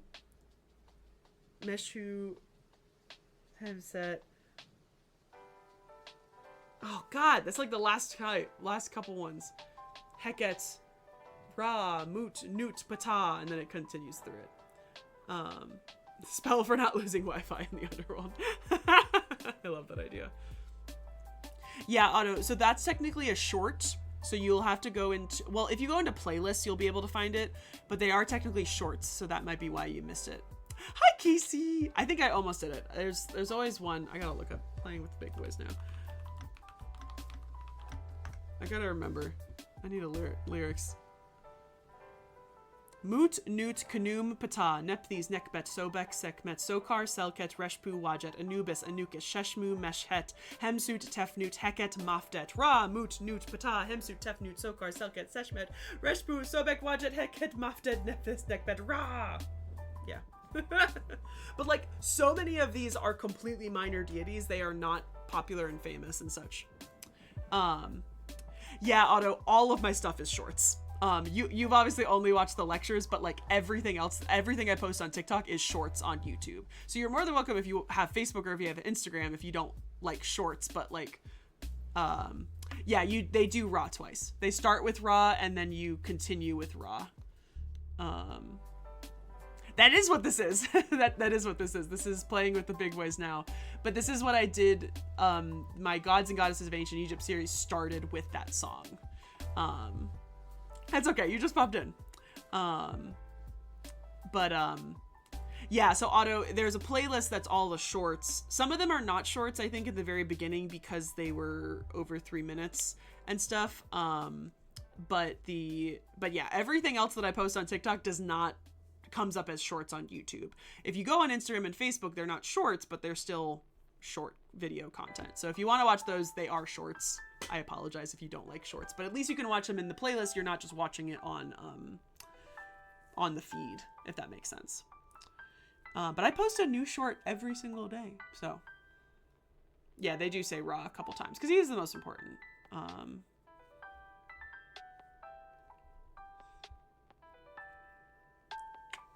I'm so glad. Which one was it? Was it the hedgehogs? Was it the hedgehogs one? Do I have the art book? I don't think I have the art book, but I do have the, where am I? I do have a picture book of it, I think. Where's that book? Yeah. I also have the VHS of it.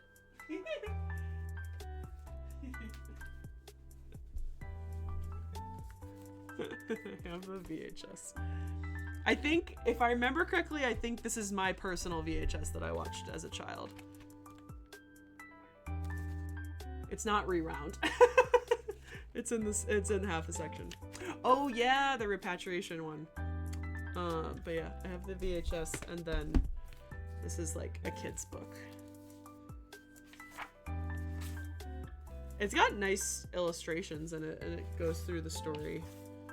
I don't think it has anything technically new. I think it just goes through the whole, yeah.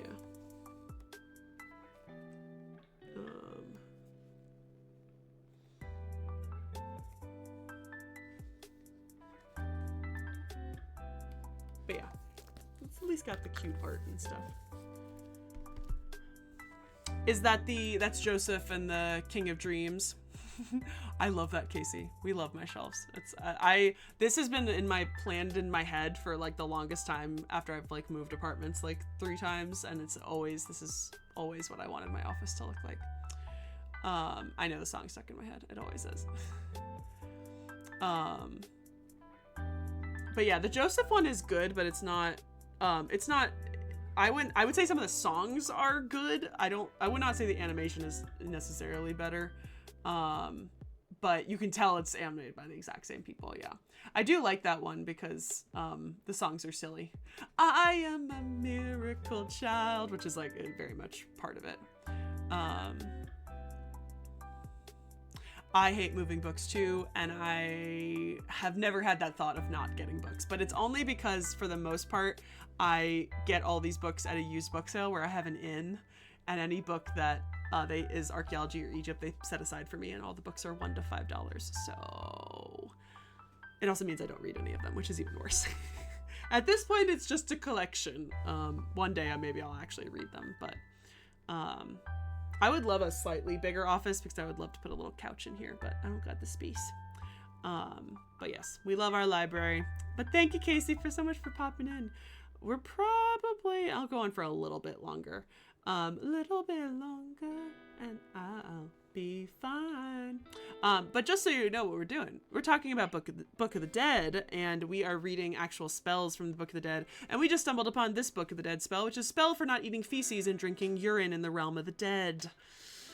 What it actually, I think, is about is that it is more reassuring you in the afterlife that you are going to have bread and actual food that is gifted from offerings of your living relatives and things that you are bringing with you to the afterlife. Because the secondary portion of this is reassuring sort of the thing that you are, I am the owner of the bread in Heliopolis. Bread of mine is in the sky with Ray. Like, you're reassuring yourself that you have bread. And so I think it is more about that apparently if you don't have food in the afterlife, you are going to have to eat poop and drink pee. I think that is what this text is technically implying, which I think is hysterical. I'm gonna be so honest, Otto. I lived my entire childhood in a bunk bed, in a loft bed with a desk underneath. I am an adult now. I cannot climb a ladder. I had a loft bed in my bedroom my entire childhood. I cannot do it anymore. I want a couch that a friend can sit next to me while I sit at the desk.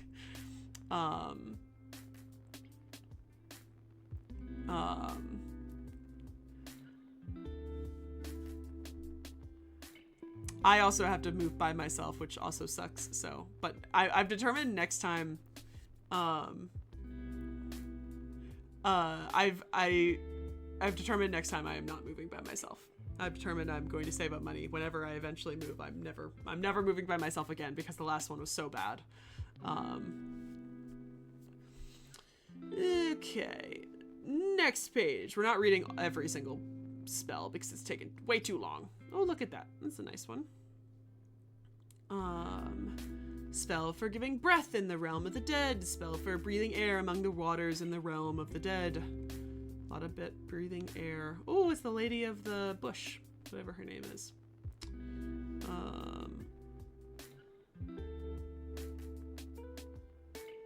The tree goddess. Yeah, tree goddess. Spell for breathing air and having power over water in the realm of the dead. Apparently it's important to have power over water. Oh my god, look at this guy's name. Padi Amen Neb. Oh my god. Padi Amen Neb. Padi Amen Neb Nesut Tawi. That is probably the longest names I've ever seen. Padi Amen Neb Nesut Tawi. God, that's a freaking long name. It's probably one of the, this is genuinely long.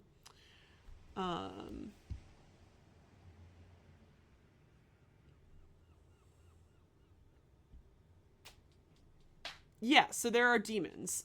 We've sort of passed by it a little bit, but there are demons that you have to know the name of to pass by. And they have knives, so you have to pass by them to be able to beat them. I don't think, I'm trying to remember what the sections are. What are we at right now? We're at spell 58, so we are currently... We're in the coming forth by day. I think those spells appear in the navigating the underworld. Yeah, they try to take you down. Absolutely.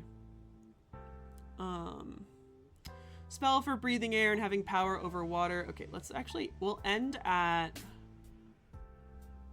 Oh no, actually, sorry. We're in empowering to breathe and drink. We'll end at 63 so that we can start the next section when we do this next. Most of the time you have to know their name, but we haven't gotten to those spells yet, so we haven't read some of the distinctive parts of it. Okay, so we're gonna end here, I think, because yeah, it's 64 to 89. And that's two. Otto, do you mind if we rate a different person? Because we rated Vamp on Thursday. I don't like to repeat raids that for the same people that close. I can refund you those points. Okay.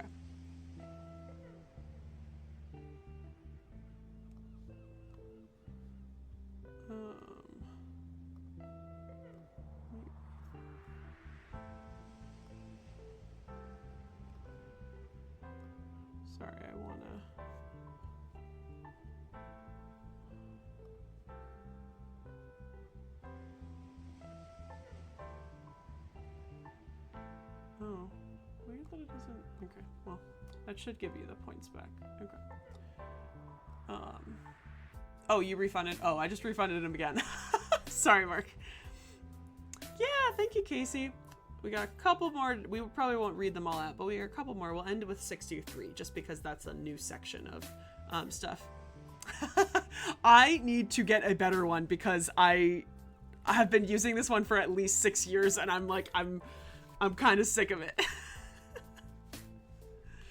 I also know somebody else who uses this. I can't remember who it is, but I watched something and I was like, I think they're using the same lo-fi YouTube video as me. I have to figure out a way to, like, I don't know, filter through them or something. I'm slowly gonna make a transition to Mix It Up Bot, which I think is going to have a section that includes music that we can try. And I just haven't taken the plunge yet because I got too many things to do. But Otto, you can, more than welcome, you can go to Amanda. It's just we already rated her literally on Thursday, and I try to balance it between everybody else. So like, you can go wherever you want. You do not have to raid with us. You can raid over and then go right over to Amanda, and that's fine. You are not obligated to do whatever I do. I might hit you up, Vixie. So yeah, all of these are breathing air into somebody and letting you drink. Again, opening the mouth, making sure that your mummy essentially can breathe and talk and do all the things that it's necessary in the afterlife. So spell for not letting a man's soul be taken away from him in the realm of the dead. I am he who came forth from the flood, to whom abundance was given, that I might have power thereby over the river. And spell for drinking water in the realm of the dead. May the great water be opened for Osiris. May the cool water of Thoth and the water of Hapi be thrown open for the Lord of the Horizon. In this my name of Pedsu. May I be granted power over the waters like the limbs of Set. For I am he who crosses the sky. I am the lion of Re. I am the slayer who eats the foreleg. The leg of beef is extended to me. The pools of the field of reeds serve me. Limitless eternity is given to me. For I am he who inherited eternity, to whom everlasting was given. So yeah, and so then we will start next time with, oh wait, actually there's one more. Spell for drinking water and not being burnt by fire. There's two more. 64 is the first one. Not being burnt by fire is funny. O bull of the west, I am brought to you, for I am that ore of Re with which the old ones are rode. I will be neither burnt up nor scorched, for I am Babe, the eldest son of Osiris, for whom all the gods have assembled with his eye in Heliopolis. I am the trusted heir. When the great one is inert, my name will be strong for me, and assuredly you will live daily through me. I am so spell for not being scalded with water. I am that equipped ore in which Re is rode when the old ones are rode, and the efflux of Osiris is upraised as the lake of flames which does not burn. I have climbed in the sunshine. O Khnum, who is in charge of the whips, come, cut away the bonds from him who travels on this road for which I have ascended.